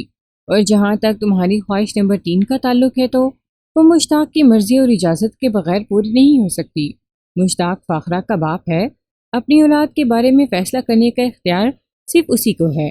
میرا خیال ہے تم میری بات سمجھ گئے ہوگے۔ لیکن مشتاق تو عراق میں ہے، وہ متذبذب لہجے میں بولا۔ عراق میں ہے تو کیا ہوا؟ میں نے تیکھے لہجے میں کہا، وہ ہمیشہ وہاں تو نہیں رہے گا۔ میں اسے آج فون کر کے یہاں کی صورتحال سے آگاہ کر دوں گا۔ 2-3 دن بعد وہ تمہیں یہیں قصبہ رائے پور میں نظر آئے گا۔ میری اس مدلل وضاحت کے بعد اس کے پاس کہنے کے لیے کچھ نہیں بچا تھا۔ وہ بے بسی سے خلا میں گھرنے لگا۔ میں اس کے گھر سے نکل آیا۔ راشد سے ملاقات کے بعد ایک نیا قابل تفتیش کردار سامنے آیا تھا۔ اکرام اللہ نامی اس تمباکو فروش سے کڑی پوچھ گچھ کی جاتی تو سنسنی خیز انکشافات کی توقع کی جا سکتی تھی۔ میں ذہن میں اس کیس کے تانے بانے بنتے ہوئے تھانے پہنچا اور پھر ایس پی آفس چلا گیا۔ چند روز قبل ایس پی صاحب نے مجھے اپنے پاس بلایا تھا، لہٰذا وہاں جانا ضروری تھا۔ اس بہانے میں مشتاق کو فون کر کے تازہ ترین حالات سے آگاہ بھی کر سکتا تھا۔ واپسی میں مجھے خاصی دیر ہو گئی۔ جب میں تھانے پہنچا تو اندھیرا پھیل چکا تھا۔ ASI سکندر علی بڑی شدت سے میرا انتظار کر رہا تھا۔ میں نے نہایت ہی مختصر الفاظ میں اسے اپنی کارگزاری کے بارے میں بتایا، پھر اس سے پوچھا، سکندر علی، تمہارے کام کا کیا رہا؟ اس نے جواب دیا، ملک صاحب، میں نے آپ کے حکم کے مطابق مرتضیٰ اور مجید کمار کو تھانے بلا کر ان سے پوچھ گچھ کی ہے، لیکن وہ دونوں کسی ایسی بات سے واقف نہیں جو اس قتل کیس کو حل کرنے میں مددگار ثابت ہو۔ وہ لمحے بھر کو سانس درست کرنے کے لیے متوقف ہوا، پھر اضافہ کرتے ہوئے بولا، مجید کمار کی تو صرف اتنی کہانی ہے کہ وہ حسب معمول چھپر سے مٹی نکالنے کے لیے اس طرف گیا اور اس نے بیری والے کھو کے پاس آبدہ کی لاش پڑی دیکھی۔ وہ سیدھا وزیر علی کے گھر پہنچا اور اس سے اس واقعے کی اطلاع دی۔ مرتضیٰ تھانے میں اطلاع دینے کے بعد اس لیے جلدی گھر چلا گیا تھا کہ اس کے سسرالی رشتہ داروں نے کوئی تنازع ڈالا ہوا تھا۔ وہ بیوی کے معاملات کو نپٹانے میں پھنسا ہوا تھا، اس لیے زیادہ دیر تھانے میں رک کر آپ کی آمد کا انتظار نہیں کر سکا۔ ٹھیک ہے، میں نے اس بات میں گردن ہلائی اور کہا، کھوجی جلال الدین کی کیا رپورٹ ہے؟ جلال الدین اندھیرا پھیلنے سے پہلے کام کرتا رہا اور ابھی تھوڑی دیر پہلے مجھے رپورٹ دے کر گیا ہے، سکندر علی نے بتایا۔ باقی کا کام وہ صبح کرے گا۔ ویسے اس نے جو کام کیا ہے وہ خاصا تسلی بخش اور نتیجہ خیز ہے۔ ہاں بتاؤ، اب تک کی کوشش میں باب جلالے نے کیا تیر مارا ہے؟ میں نے ٹھہرے ہوئے لہجے میں پوچھا۔ اس نے جواب دیا، وزیر علی کے گھر سے بیری والے کھو تک مقتولہ آبدہ کا کھرا صاف مل گیا ہے۔ وہ اپنی مرضی سے جائے وقوع پر پہنچی تھی اور اس کے ساتھ کسی اور شخص کا کھرا دستیاب نہیں ہو سکا، یعنی کسی ایسے شخص کا کھرا جو اس کی ہمراہی میں بیری والے کھو تک پہنچا ہو۔ اس کا مطلب ہے گزشتہ رات وہ گھر سے نکلی اور اکیلی ہی بیری والے کھو تک پہنچی تھی۔ اس بات کا اندازہ تو میں کھرا اٹھوانے سے پہلے ہی لگا چکا تھا، میں نے پرسوچ انداز میں کہا۔ اگر سچی بات کہوں تو مجھے یقین ہو چلا ہے کہ وہ کسی مرد سے ملنے بیری والے کھو تک گئی تھی۔ کس سے ملنے، کیوں ملنے اور اسے قتل کیوں کیا گیا، اسے کس نے قتل کیا، ان سوالات کے جوابات چاہیے مجھے۔ میں نے لمحاتی توقف کیا، ایک گہری سانس خارج کی اور اضافہ کرتے ہوئے پوچھا، جلال الدین جائے وقوع کے بارے میں کیا رپورٹ دیتا ہے؟ جائے وقوع پر 4-5 افراد کے فٹ پرنٹس ملے ہیں، جن میں صرف ایک مرد اور باقی سب عورتوں بشمول آبدہ کے قدموں کے نشانات ہیں۔ کھو پر عموماً عورتیں ہی پانی بھرنے جاتی ہیں، لہٰذا یہ کوئی غیر معمولی بات نہیں، لیکن جلال الدین نے الجھن زدہ انداز میں کہا تھا کہ ایک بات اس کی سمجھ میں نہیں آ رہی، لہٰذا پوری تصدیق کرنے کے بعد وہ اس کے بارے میں بتائے گا۔ وہ بات یقیناً اس مرد کے حوالے سے ہوگی جس کے قدموں کے نشانات بیری والے کھو پر پائے گئے ہیں۔ میں نے اظہار خیال کرتے ہوئے کہا، شاید وہ انہی نشانات کے بارے میں کسی حتمی نتیجے پر پہنچنا چاہتا ہے۔ ایسی بات نہیں ہے جناب، ASI سنجیدگی سے بولا۔ اس مرد کے قدموں کے نشانات کو تو جلال الدین نے کوئی اہمیت ہی نہیں دی۔ اسے یقین ہے وہ کھرا کوئی 3-4 دن پرانا ہے، لہٰذا گزشتہ رات والی واردات سے اس مرد کا کوئی تعلق نہیں ہو سکتا۔ اوہ، میں نے متاسفانہ انداز میں سر کو مخصوص جنبش دی اور کہا، تو کیا جلال الدین کا یہ خیال ہے کہ پچھلی رات وہاں کوئی مرد گیا ہی نہیں؟ کیا آبدہ کو کسی عورت نے قتل کیا ہے؟ میں نے عرض کیا ہے نا جناب، سکندر علی نے آہستگی سے کہا۔ جلال الدین نے کوئی واضح بات نہیں کی۔ جو سوالات آپ کے ذہن میں ابھر رہے ہیں یہ میں نے بھی اس سے پوچھے تھے، لیکن اس نے یہی کہا ہے کہ وہ صبح ایک مرتبہ پھر جائے وقوع کا جائزہ لے گا، اس کے بعد ہی کوئی فیصلہ کن بات کرے گا۔ میں نے محسوس کیا ہے کہ وہ کسی نقطے پر بری طرح الجھا ہوا ہے۔ ٹھیک ہے سکندر علی، میں نے سوچ میں ڈوبے ہوئے لہجے میں کہا، میں صبح تک انتظار کر لوں گا، دیکھتے ہیں جلال الدین کون سا سنسنی خیز انکشاف کرتا ہے۔ بلکہ کل میں اس کے ساتھ رہوں گا، یہ ساری صورتحال مجھ پر واضح ہو جائے گی۔ ہاں سر، یہ زیادہ مناسب رہے گا، سکندر علی نے تائیدی انداز میں کہا، پھر پوچھا، آپ مجھ سے کوئی ضروری بات کرنے والے تھے، بلکہ مجھے کوئی اہم ذمہ داری سونپنے والے تھے؟ ہاں سکندر علی، میں نے راشد کے گھر کی طرف جاتے ہوئے تم سے ایسا کہا تھا کہ شام میں ہم کسی اہم معاملے پر ڈسکس کریں گے۔ میں نے اس بات میں گردن ہلاتے ہوئے کہا، اس وقت میرے ذہن میں صرف اتنا تھا کہ مقتولہ کا کسی مرد سے کوئی چکر ہو سکتا ہے۔ وہ اسی شخص سے ملنے بیری والے کھو پر گئی، پھر ان کے درمیان کوئی مسئلہ اٹھ کھڑا ہوا اور شخص نے گردن دبا کر آبدہ کو موت کے گھاٹ اتار دیا۔ تم چونکہ اسی قصبے کے رہنے والے ہو، لہٰذا میرا خیال تھا تم ایسے مرد کا سراغ لگانے کے لیے میری بھرپور مدد کر سکو گے، لیکن میں نے جملہ ادھورا چھوڑا تو سکندر علی نے اضطراری لہجے میں کہا، لیکن کیا ملک صاحب؟ لیکن یہ کہ، میں نے گہری سنجیدگی سے کہا، اب صورتحال خاصی تبدیل ہو چکی ہے، بلکہ خاصی آسان ہو چکی ہے۔ میں کچھ سمجھا نہیں جناب، وہ الجھن زدہ نظروں سے میری طرف دیکھتے ہوئے بولا۔ میں نے وضاحت کرتے ہوئے کہا، سکندر علی، مجھے پہلے صرف شک تھا، میرا اندازہ تھا کہ مقتولہ کسی مرد سے ملاقات کرنے بیری والے کھو پر پہنچی تھی، لیکن راشد سے ملاقات کے بعد میرے اندازے کی تصدیق ہو گئی ہے۔ افسوس کہ وزیر علی نے مجھ سے ایک اہم بات چھپائی ہے۔ میں کل اچھی طرح اس کی خبر لوں گا۔ راشد نے ایسا کون سا انکشاف کیا ہے ملک صاحب؟ وہ متجسس نظروں سے مجھے دیکھنے لگا۔ میں نے نہایت ہی مختصر الفاظ میں سکندر علی کو اس معاملے سے آگاہ کیا جس کے ڈانڈے وزیر علی، اکرام اللہ، سائرہ، بلقیس اور راشد تک پھیلے ہوئے تھے۔ وزیر علی کو اپنی بہو کے کردار کے حوالے سے جو خدشات تھے وہ اس نے اکرام اللہ کی گوش گزار کیے تھے۔ بات اکرام اللہ سے اس کی بیوی سائرہ تک پہنچی۔ سائرہ نے ڈھکے چھپے الفاظ میں بلقیس کی سماعت کو سیراب کیا اور آبدہ کا متنازع کردار راشد تک پہنچ گیا، جبھی وہ وزیر علی سے شدید نفرت کرتا تھا اور اس دن کا منتظر تھا جب مشتاق عراق سے واپس آئے تاکہ وہ اس سے فیصلہ کن بات کر سکے۔ لیکن ملک صاحب، سکندر علی سوالیہ نظروں سے مجھے دیکھتے ہوئے بولا، یہ تو اچھا ہوا کہ ایک ایسا پہلو سامنے آ گیا جو اس کیس کو حل کرنے میں مددگار ثابت ہوگا، مگر وہ شخص ہے کون جس کے حوالے سے وزیر علی کو اپنی بہو کا کردار میلا نظر آتا تھا؟ جب تک اس بندے کا پتہ نہ چلے تفتیش کی گاڑی آگے نہیں بڑھ سکتی۔ میں تمہاری بات سے اتفاق کرتا ہوں سکندر علی، میں نے گمبھیر انداز میں کہا۔ اس شخص کی نشاندہی بہت ضروری ہے جس سے ملاقات کرنے رات کی تاریکی میں آبدہ بیری والے کھو پر گئی تھی۔ اس کے وہاں پہنچنے کا مقصد اتنا اہم تھا کہ وہ اپنی 4 سالہ معصوم بچی کو سوتا چھوڑ کر گھر سے نکل گئی تھی۔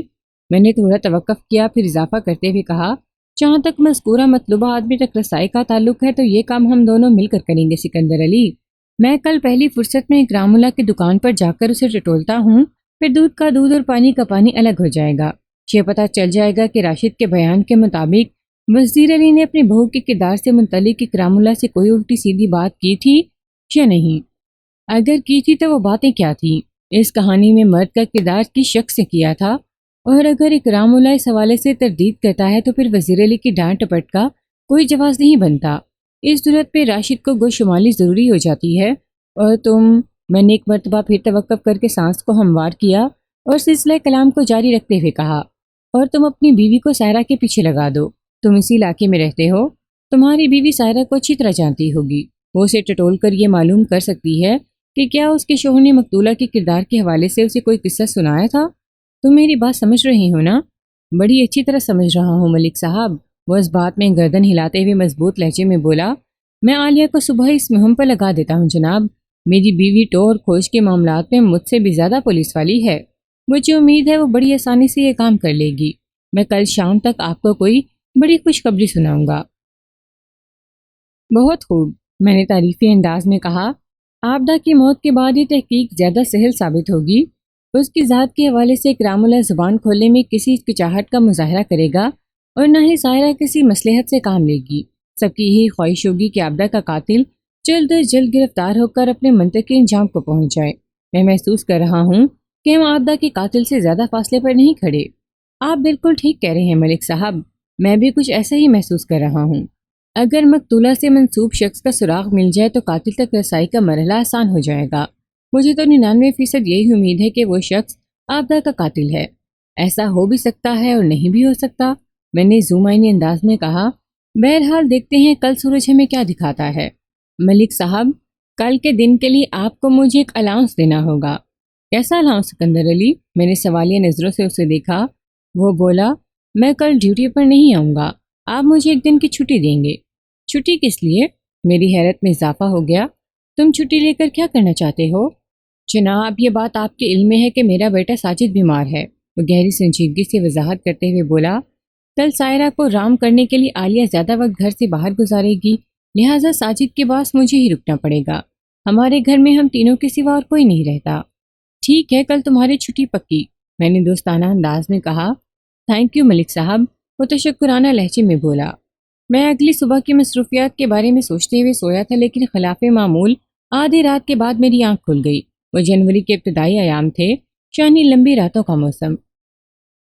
6 بجے تک چہار سو گھوپ اندھیرا پھیل جاتا تھا اور آئندہ صبح دور دور تک روشنی کے آثار نظر نہیں آتے تھے۔ آدھی رات کے بعد آنکھ کھلنے کا مطلب یہ تھا کہ میں لگ بھگ ایک نیند لے چکا تھا اور آنکھ کا یوں کھل جانا خلاف معمول تھا۔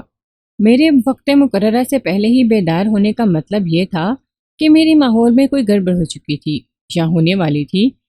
اس خیال کے آتے ہی میں نے اپنی تمام تر توجہ ماحول پر مرکوز کر دی۔ اگلے ہی لمحے میں چونک اٹھا باہر ایک مخصوص آواز ابھر رہی تھی اور یہ آواز بارش کی تھی۔ میں نے بستر چھوڑ دیا اور تصدیق کی خاطر کمرے سے نکل کر برآمدے میں آ گیا۔ پھر اگلے ہی لمحے مجھے پتہ چل گیا کہ میری آنکھ بے سبب نہیں کھلی تھی۔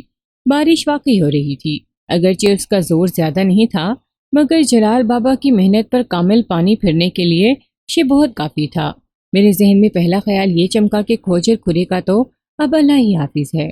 یہ بارش کچے پکے تمام راستوں سے لوگوں کے قدموں کے نشانات کو صاف کر دیتی اور صبح جلال الدین کو اپنا ہنر دکھانے کا موقع نہ ملتا۔ جلال الدین کے تصور کے ساتھ ہی اے ایس آئی کی کہی ہوئی باتیں بھی ذہن میں گردش کرنے لگیں۔ اس نے جلال الدین کی الجھن کے بارے میں بتایا تھا کہ وہ کل صبح کوئی سنسنی خیز انکشاف کرنے والا ہے۔ میرے دل میں اس وقت شدت سے یہ خواہش ابھری کہ کاش بابا جلال الدین میرے سامنے موجود ہو اور میں اس سے پوچھوں کہ اس کے ذہن میں کھرے کے حوالے سے کیا الجھن ہے۔ مجھے امید تھی کہ وہ کسی ایسے نتیجے پر پہنچ چکا تھا جو معمول کے کھرے سے بہت ہٹ کر بہت مختلف اور جدا تھا۔ بابا جلالے سے کل ہی ملاقات ہو سکتی تھی، لہٰذا میں دوبارہ جا کر بستر پر لیٹ گیا اور عابدہ کے قتل اور قاتل کے بارے میں سوچنے لگا۔ یہ کیس جتنی الجھے ہوئے اور پیچیدہ انداز میں شروع ہوا تھا اتنی ہی جلدی حل ہوتا نظر آ رہا تھا۔ بارش رات کے آخری پہر کسی وقت رک گئی تھی۔ یہ موسم سرما کی ابتدائی بارش تھی، اگرچہ اس کا زور اور دورانیہ نہایت ہی مختصر رہا تھا، مگر تھوڑی سی دیر میں اس نے ٹھنڈک کی شدت میں بے پناہ اضافہ کر دیا تھا۔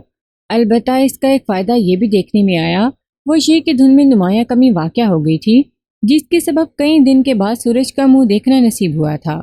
اس روز اے ایس آئی سکندر علی چھٹی پر تھا۔ میں جلال الدین کے انتظار میں بیٹھ کر وقت ضائع نہیں کرنا چاہتا تھا، لہٰذا حوالدار نبی جان کو اپنے پاس بلا کر ضروری ہدایات دیں۔ نبی جان، میں نے اس کی آمد پر ٹھہرے ہوئے لہجے میں کہا، ابھی تھوڑی دیر میں یا کچھ دیر کے بعد کھوجی جلال الدین یہاں آئے گا، تم نے اسے کہیں جانے نہیں دینا۔ جب تک میں واپس نہ آ جاؤں اسے تھانے میں ہی بٹھائے رکھنا، مجھے اسے کوئی ضروری کام ہے۔ ٹھیک ہے ملک صاحب۔ اس نے بڑے فرما برداری سے اس بات میں گردن ہلا دی اور پوچھا، کیا آپ تھانے سے باہر کہیں جا رہے ہیں؟ ہاں، میں ذرا قصبے کی مین بازار کی طرف جا رہا ہوں، میں نے جواب دیا۔ وہاں کچھ کام ہے، جلدی واپس آ جاؤں گا۔ کیا آپ اکیلے ہی جائیں گے یا میں بھی ساتھ چلوں؟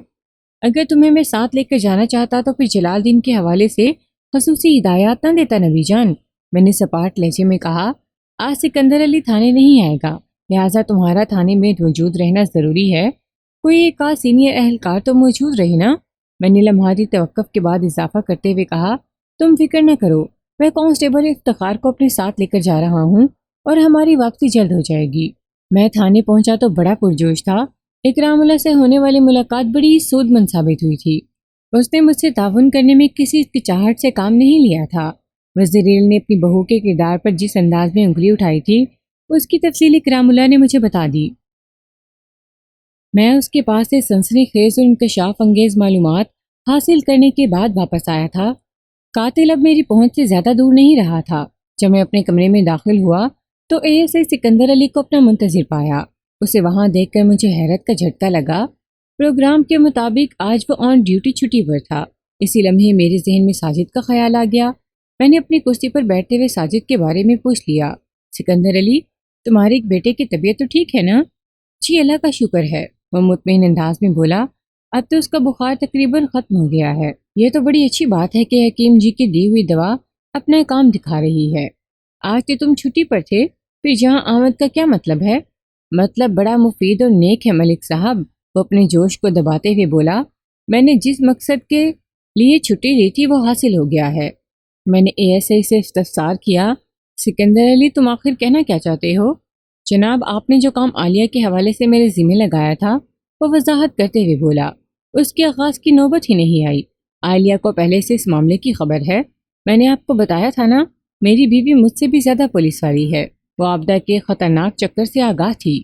میں نے اس سلسلے میں اسے اعتماد میں لے کر جیسے ہی بات شروع کی، اس نے دو ٹوک کر حتمی انداز میں کہہ دیا، ہاں یہ معاملہ تو کافی عرصے سے چل رہا ہے۔ میں عابدہ اور قادر بخش کے چکر سے واقف ہوں۔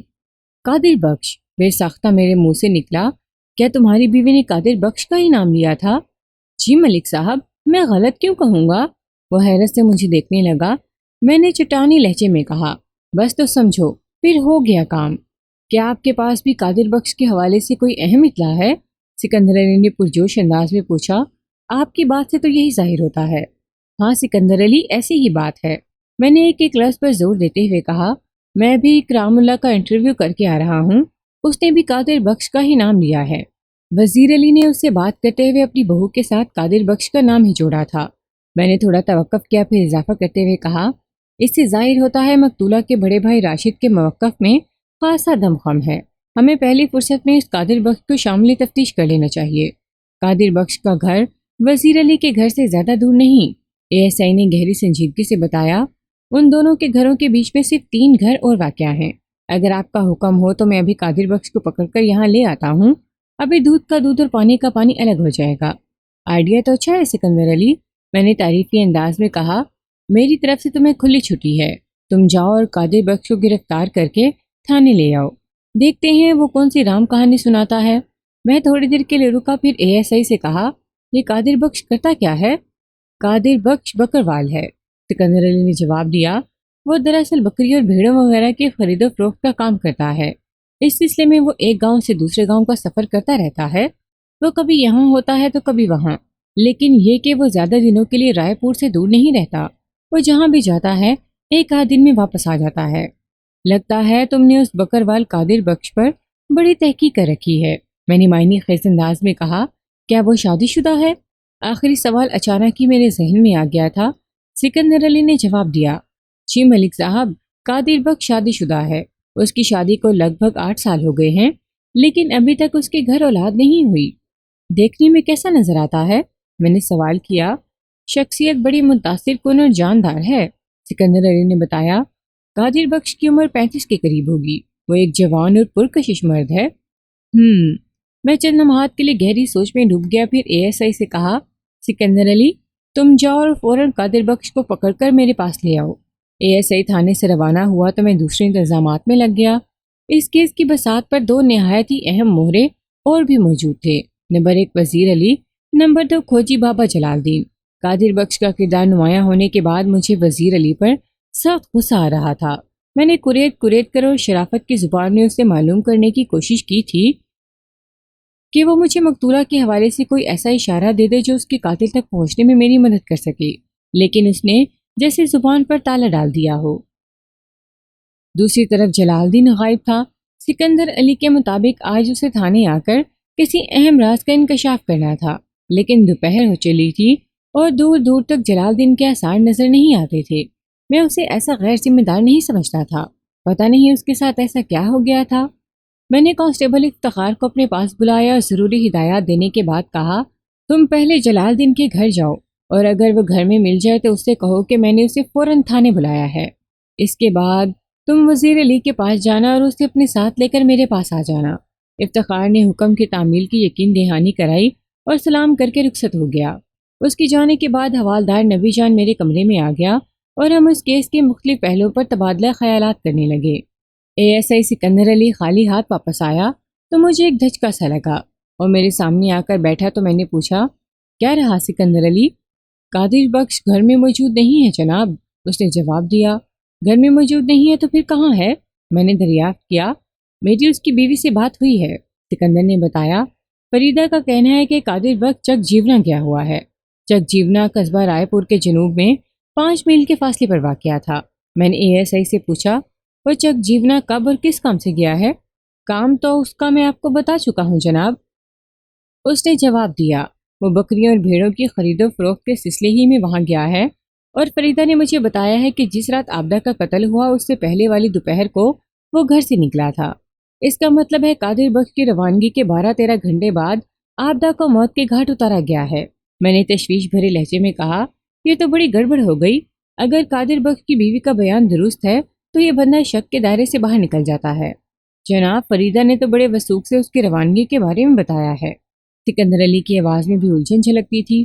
آپ ٹھیک کہتے ہیں ملک صاحب، اگر قادر بخش نے عابدہ کی موت کے وقت اپنی موجودگی کو جائے وقوع سے 5 میل دور ثابت کر دیا تو واقعی قاتل کی حیثیت میں اس پر ہاتھ ڈالنا ممکن نہیں رہے گا۔ وہ لمحے بھر کو متوقف ہوا، پھر اضافہ کرتے ہوئے بولا، اگر وہ دوپہر میں رائے پور سے روانہ ہوا تھا تو یقیناً سورج غروب ہونے سے پہلے وہ چک جیونا پہنچ گیا ہوگا، اور وہ رات جب عابدہ کو موت کے گھاٹ اتارا گیا قادر بخش نے چک جیونا میں گزاری۔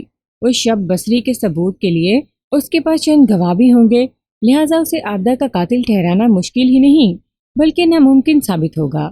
بعد میں جو کچھ بھی ہوگا اس کے بارے میں بعد میں سوچیں گے سکندر علی، میں نے سوچ میں ڈوبے ہوئے لہجے میں کہا۔ ابھی تو وہ ہمارے ہاتھ ہی میں نہیں۔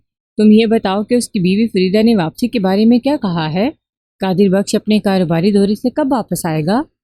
فریدہ نے آج رات یا کل صبح اس کی واپسی کا امکان ظاہر کیا ہے، سکندر علی نے جواب دیا۔ میں نے اسے کہہ دیا ہے کہ قادر بخش جیسے ہی رائے پور میں قدم رکھے وہ فوراً اسے تھانے بھیج دے۔ فریدہ نے کسی قسم کی تشویش ظاہر نہیں کی؟ میں نے پوچھا۔ کیا تم نے اسے بتا دیا کہ پولیس کو اس کے خاوند قادر بخش کی تلاش کس سلسلے میں ہے؟ نہیں جناب، سکندر علی نے نفی میں گردن ہلائی۔ میں نے اسے اس بارے میں کچھ نہیں بتایا۔ اس نے پوچھا بھی نہیں؟ میں نے سوالیہ نظروں سے اس کی طرف دیکھا۔ پوچھا تھا، اور بڑی تشویش سے پوچھا تھا۔ وہ اس بات میں گردن ہلاتے ہوئے بولا۔ پھر تم نے کیا جواب دیا؟ میں نے فریدہ سے خوبصورت بہانہ کیا ہے، اس نے بتایا۔ میں نے پوچھا کیسا بہانہ سکندر علی؟ میں نے یہ کہہ کر اس کی تسلی کر دی ہے کہ ہمیں اطلاع ملی ہے کہ قادر بخش چوری کے جانوروں کا کاروبار کرتا ہے، اسی سلسلے میں پوچھ گچھ کے لیے اسے تھانے بلایا جا رہا ہے۔ شاباش! میں نے ستائشی نظروں سے اے ایس آئی کو دیکھا اور کہا، تم نے واقعی بڑی خوبصورتی سے معاملے کو کور کیا ہے۔ میں بھی یہی چاہتا تھا کہ جب تک قادر بخش ہمارے ہتھے نہ چڑھ جائے، ہمارے مشن کو کم از کم اس کی بیوی کی حد تک اوپن نہیں ہونا چاہیے۔ دوسری طرف کی کیا خبر ہے ملک صاحب؟ سکندر علی نے مجھ سے پوچھا۔ میرا اشارہ وزیر علی کی جانب ہے۔ میں نے اسے بلانے کے لیے بندے کو دوڑایا ہے، میں نے جواب دیا۔ وہ بابا جلالے کو بھی ٹچ کرتا آئے گا۔ بابا جلال دین کے ذکر پر یاد آیا ملک صاحب، وہ پرسوچ لہجے میں بولا۔ اسے تو آج جائے وقوع کا تنقیدی جائزہ لینے کے بعد کوئی سنسنی خیز انکشاف کرنا تھا۔ سکندر علی، رات کی بارش کے بعد اب حالات تو ایسے نہیں رہے کہ کھرے کے کام کو مزید جاری رکھا جا سکے، میں نے ٹھہرے ہوئے لہجے میں کہا۔ لیکن مجھے اس بات کی تشویش بہرحال ہے کہ جلال دین رپورٹ کرنے تھانے کیوں نہیں آیا؟ ادھر میری بات ختم ہوئی، ادھر کانسٹیبل افتخار نے میرے کمرے میں انٹری دی۔ میں نے کچھ دیر پہلے افتخار کو جلال دین اور وزیر علی کی طرف روانہ کیا تھا۔ افتخار مجھے سلام کرنے کے بعد اٹینشن کھڑا ہو گیا۔ میں نے پوچھا، ہاں بھائی کیا رپورٹ ہے ادھر کی؟ وزیر علی کو میں اپنے ساتھ لے آیا ہوں جناب، وہ سینہ پھلاتے ہوئے بولا۔ وہ باہر برآمدے میں بیٹھا ہے۔ اور بابا جلالہ؟ میں نے سوالیہ نظروں سے اس کی طرف دیکھا۔ فوجی جلال دین کی حالت بہت خراب ہے جناب۔ کیوں، کیا ہوا ہے اس کو؟ افتخار نے بتایا، وہ گزشتہ رات سے بخار میں پڑا ہے، ابھی بھی اس کا پورا بدن آگ جیسا ہو رہا ہے۔ میں خود اسے چیک کر کے آ رہا ہوں، حکیم جی سے دوا لی ہے۔ حکیم نے کہا ہے کہ جلال دین کو ٹھنڈ لگ گئی ہے، رات تک بخار ہلکا ہو جائے گا۔ اب میری بات سمجھ میں آیا کہ بابا جلال دین غائب کیوں ہیں۔ میں نے خود کلامی کے انداز میں کہا، ٹھیک ہے افتخار، تم وزیر علی کو اندر بھیج دو۔ تھوڑی دیر کے بعد وزیر علی میرے سامنے موجود تھا۔ میں نے معتدل لہجے میں اسے بیٹھنے کے لیے کہا۔ وہ کرسی کھینچ کر بیٹھ گیا۔ اسے بالکل اندازہ نہیں تھا کہ میں نے اسے کس مقصد کے لیے بلایا ہے۔ اگر ایسی کوئی بات ہوتی تو اس کے چہرے کے تاثرات سے چھپی نہ رہتی۔ اس نے بیٹھتے ہی مجھ سے سوال کیا، تھانے دار صاحب، آبدہ کی لاش آج اسپتال سے آ جائے گی نا؟ آج کا امکان تو ذرا کم ہی ہے۔ میں نے اس کی آنکھوں میں دیکھتے ہوئے جواب دیا، البتہ کل کے بارے میں یقینی طور پر کہا جا سکتا ہے۔ اور ہاں، میں نے لمحاتی توقف کیا، گہری سانس خارج کی اور بات مکمل کرتے ہوئے کہا، میں نے کل ایس پی آفس سے تمہارے بیٹے مشتاق کو فون کر دیا تھا۔ مشتاق سے میری بات تو نہیں ہو سکی، فون اس کے سپروائزر نے اٹھایا تھا۔ مشتاق اس وقت فیکٹری میں موجود نہیں تھا، تاہم سپروائزر نے وعدہ کیا تھا کہ وہ مشتاق کو نہ صرف یہ کیس اندھوناک واقعے سے آگاہ کر دے گا بلکہ اسے پہلی فرصت میں پاکستان بھی بھیج دے گا۔ بہت بہت شکریہ تھانے دار صاحب، وہ نرمی سے بولا، پھر پوچھا، آبدہ کے قاتل کے بارے میں کچھ پتہ چلا کہ نہیں؟ یہی پتہ چلانے کے لیے تو تمہیں یہاں بلایا ہے وزیر علی، تم اس سلسلے میں میری مدد کرو گے نا؟ جناب، میں آپ کو پہلے بھی بتا چکا ہوں کہ پہلے کی بات چھوڑ دو وزیر علی، اب حالات بہت مختلف شکل اختیار کر چکے ہیں، میں قاتل کے بہت قریب پہنچ گیا ہوں، تمہیں صرف تصدیق یا تردید کرنا ہے۔ میں دراصل وزیر علی کو بے خبر رکھ کر اس پر ایک نفسیاتی حربہ آزمانا چاہتا تھا تاکہ اس کے دل و دماغ کا احوال واضح ہو سکے۔ میری بات سنتے ہی وہ چونکا اور اضطراری لہجے میں بولا، آپ کے خیال میں آبدہ کو کس نے قتل کیا ہے؟ قادر بخش نے، میں نے ڈرامائی انداز میں کہا۔ میرا بھی یہی خیال ہے، بے ساختہ اس کے منہ سے نکلا۔ اس کے چہرے کے تاثرات سے لگتا تھا کہ جیسے اسے اپنی غلطی کا احساس ہو گیا ہے۔ جو کچھ اس کی زبان سے ادا ہوا تھا وہ شاید اسے نہیں کہنا چاہیے تھا۔ میں نے کڑے لہجے میں اسے پوچھا، شانی تمہاری نظر میں بھی قادر بخش آبدہ کا قاتل ہے؟ وہ جی، وہ صورتحال کو سنبھالا دینے کی کوشش کرتے ہوئے بولا، میرا مطلب یہ تھا کہ ایسا ہو سکتا ہے قادر بخش نے آبدہ کو ٹھکانے لگا دیا ہو، لیکن کیوں؟ مجھے محسوس ہو گیا تھا کہ وزیر علی اس معاملے میں اندر سے بڑا کمزور ہے۔ قادر بخش آبدہ کا خون کیوں کر سکتا ہے؟ تمہاری بہو سے اس کی کیا دشمنی تھی؟ کیا آبدہ نے اس کی کوئی بھیڑ بکری چرا لی تھی یا کسی بکری کا دودھ نکال لیا تھا؟ تمہارا دھیان قادر بخش کی طرف ہی کیوں گیا؟ اور اگر تمہیں اس بندے پر ذرا سا بھی شک تھا تو تم نے مجھے پہلے کیوں نہیں بتایا؟ میں نے کتنا قریت قریت کر تم سے پوچھا تھا۔ آپ نے، وہ سہمی ہوئی نظروں سے مجھے دیکھتے ہوئے بولا، ایک ہی سانس میں اتنے سارے سوال کر دیے ہیں کہ میرا دماغ ہل کر رہ گیا ہے۔ میں وہ لکنا زدہ انداز میں جملہ ادھورا چھوڑ کر خاموش ہو گیا اور وحشت زدہ نظروں سے مجھے تکنے لگا۔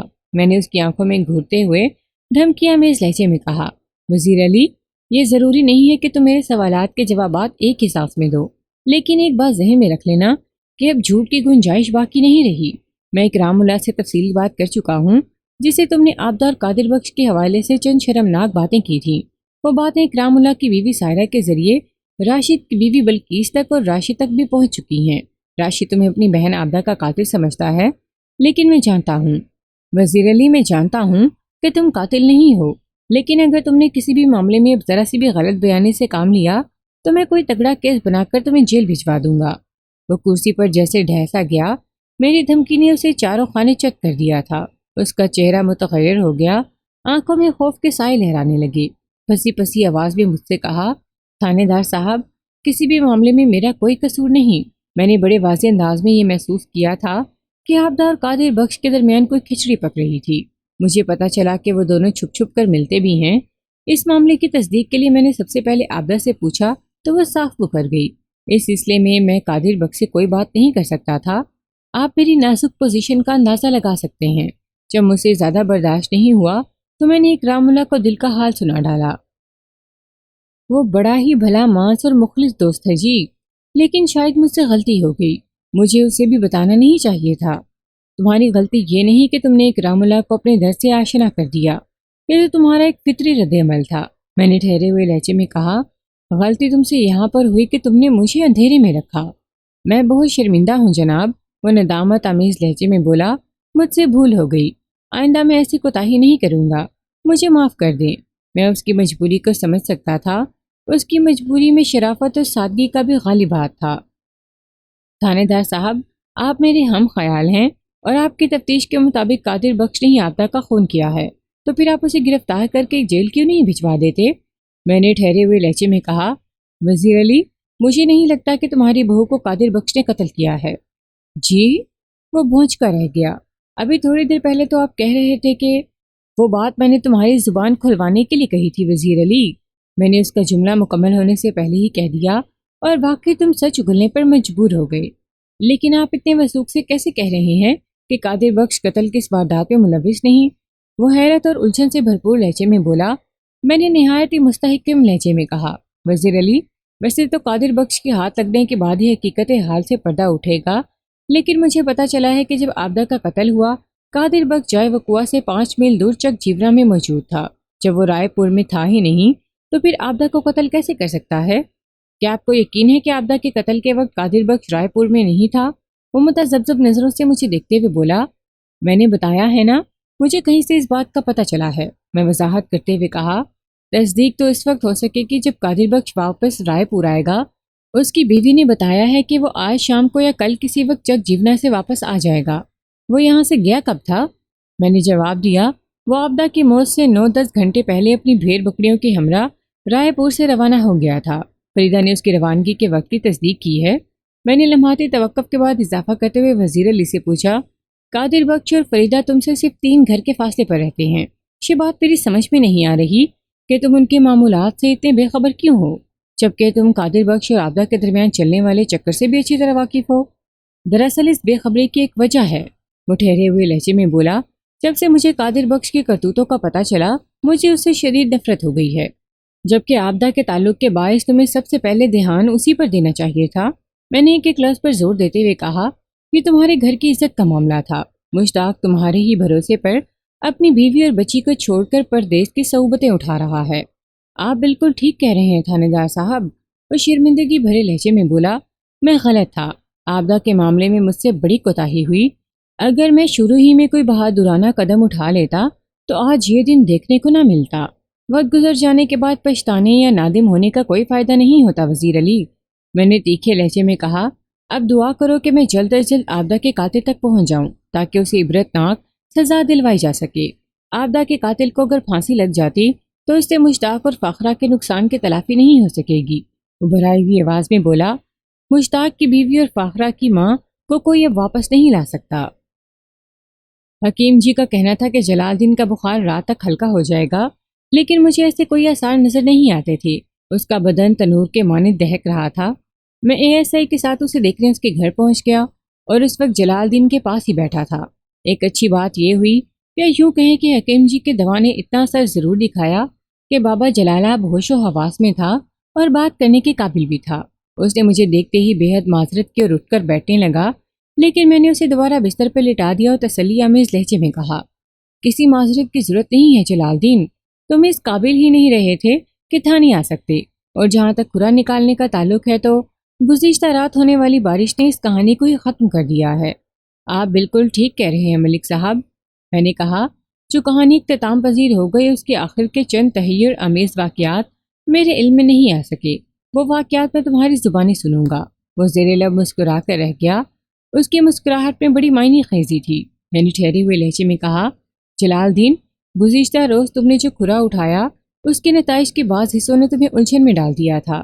تم کسی خاص حوالے سے متذبذب تھے اور کسی حتمی رائے تک نہیں پہنچ پا رہے تھے۔ مجھے بتاؤ، ایسی کیا بات تھی؟ چند لمحوں کی خاموشی کے بعد اس نے کہنا شروع کیا، ملک صاحب، میں نے جائے وقوع کا بڑی باریک بینی سے جائزہ لیا ہے، اور میرے پیشہ ورانہ تجربے اور مہارت کی روشنی میں یہ کہا جا سکتا ہے کہ بیری والے کھو کے پاس مقتولہ آبدہ کسی جاندار عورت سے نبرد آزما تھی۔ کسی عورت سے؟ میں نے چونک کر اس کی طرف دیکھا۔ وہ کمزور سی آواز میں بیان کو آگے بڑھاتے ہوئے بولا، جی ہاں ملک صاحب، اور اسی نکتے نے مجھے الجھا کر رکھا ہوا ہے۔ جائے واردات پر جہاں مقتولہ کی ٹوٹی ہوئی چوڑیوں کے ٹکڑے اور دیگر اشیاء پڑی ملی ہیں، وہاں دو افراد کا کھڑا بڑا واضح نظر آتا ہے۔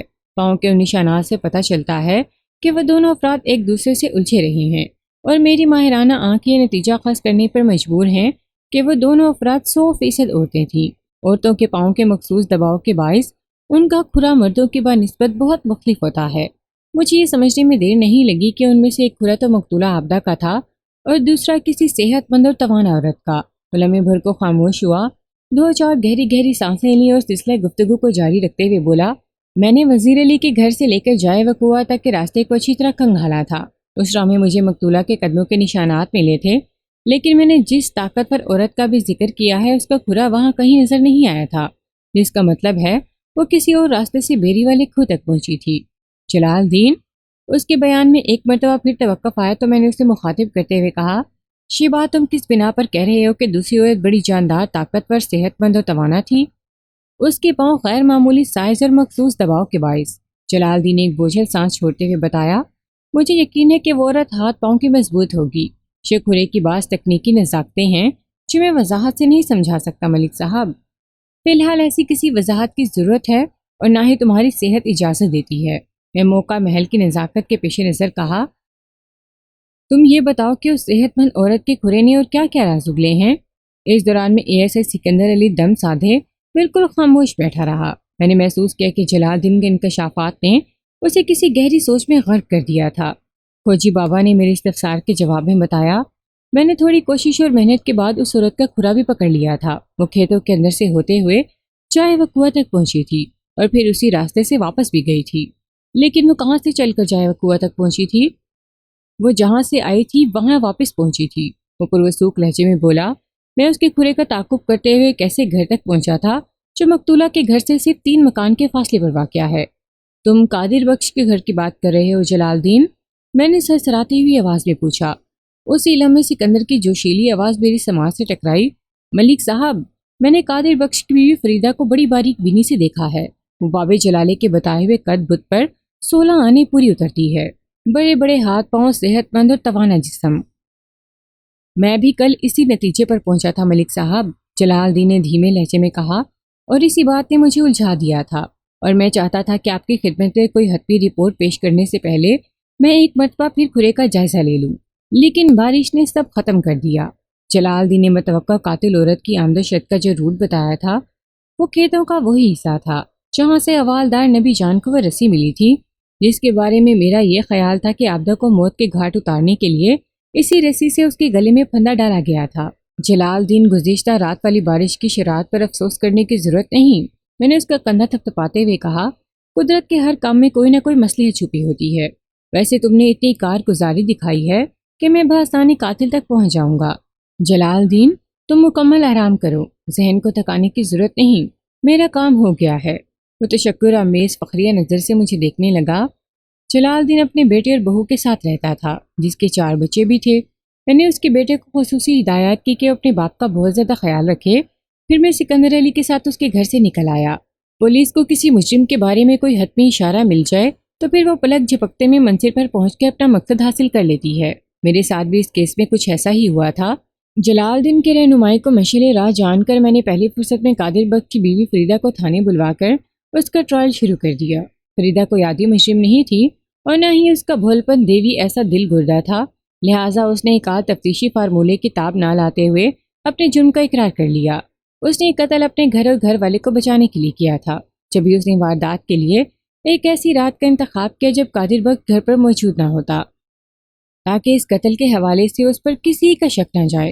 اقبال جرم کرتے ہوئے فریدہ نے مجھے بتایا کہ وہ قادر بخش اور عابدہ کے چکر سے واقف ہو گئی تھی، لیکن اس سلسلے میں جب اس نے اپنے شوہر سے بات کی تو وہ صاف مکر گیا، لیکن وہ اچھی طرح جان چکی تھی کہ قادر بخش اور عابدہ چھپ چھپ کر ایک دوسرے سے ملتے ہیں۔ اس نے کوشش کر کے یہ بھی پتہ لگا لیا کہ وہ اندھیری رات کا فائدہ اٹھا کر بیری والے کھو پر ملاقات کرتی ہیں۔ جب اسے شوہر ہاتھ سے نکلتا ہوا اور گھر برباد ہوتا دکھائی دیا تو اس نے ایک انتہائی قدم اٹھانے کا فیصلہ کر لیا۔ شادی کو 8 سال گزر جانے کے باوجود بھی اس کی گود دھری نہیں ہوئی تھی، اس لحاظ سے اس کی پوزیشن خاصی کمزور اور نازک تھی۔ قادر بخش کو اپنے ساتھ باندھ کر رکھنے کے لیے اس کے پاس کچھ بھی نہیں تھا، لہٰذا اس نے اپنی راہ کے کانٹے کو ہمیشہ ہمیشہ کے لیے صاف کرنے کا ارادہ کر لیا اور بقوا کی رات اپنے ارادے کو پورا بھی کر دکھایا۔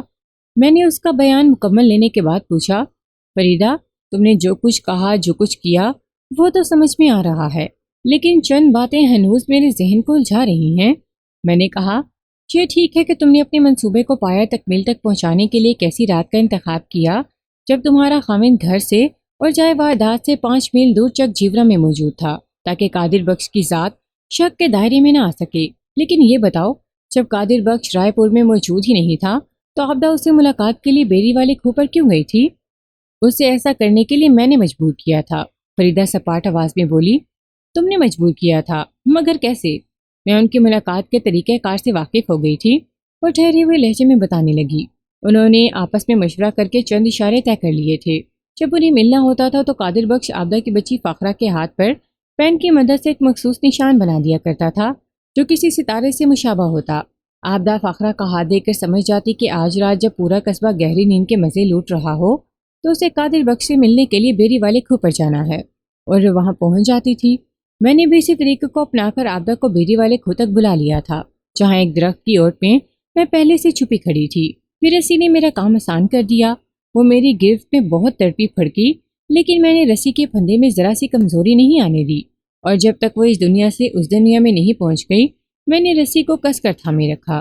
وہ لمحے بھر کو متوقف ہوئی، ایک آسودہ سانس خارج کی اور بڑی صفاقی سے بولی، میں نے عابدہ کی لاش کو بیری والے کھو کے پاس چھوڑا، رسی کو کھیتوں کی طرف اچھال دیا اور اطمینان سے چلتے ہوئے گھر آ گئی۔ مجھے پکا یقین تھا کہ میری یہ حرکت کسی کی نظر میں نہیں آئے گی، لیکن اس مردود کھوجی نے میری ساری محنت پر پانی پھیر دیا۔ بات کے اختتام پر فریدہ کے چہرے اور آنکھوں میں کچھ اس قسم کے تاثرات ابھر آئے تھے جیسے اس نے کسی نہایت ہی تلخ شے کو بے خیالی میں دانتوں تلے دبا لیا ہو۔ میں نے پوچھا، کیا عابدہ کو یہ بات پتہ نہیں تھی کہ قادر بخش دوپہر ہی کو گاؤں چھوڑ کر نکل گیا تھا؟ میرا خیال ہے وہ قادر بخش کی روانگی سے واقف نہیں تھی، وہ ٹھہرے ہوئے لہجے میں بولی۔ اگر اسے پتا ہوتا کہ قادر بخش چک جیونا گیا ہوا ہے تو وہ کبھی بیری والے کھو کا رخ نہ کرتی، لیکن تمہاری یہ چال بہت ہی خطرناک بھی ثابت ہو سکتی تھی، میں نے اس کی آنکھوں میں دیکھتے ہوئے کہا۔ اگر عابدہ کو قادر بخش نے اپنے پروگرام سے آگاہ کر رکھا ہوتا تو پلک جھپکتے میں تمہاری چوری پکڑی جا سکتی تھی، شانی تمہاری یہ اندھی چال بری طرح ناکامیاب ہو جاتی۔ میں جانتی ہوں تھانے دار صاحب، اور یہ نکتہ میرے ذہن میں بھی تھا، وہ ایک افسردہ سی سانس خارج کرتے ہوئے بولی۔ لیکن کہیں نہ کہیں تو کسی کمزوری کو بھی ساتھ رکھ کر چلنا پڑتا ہے۔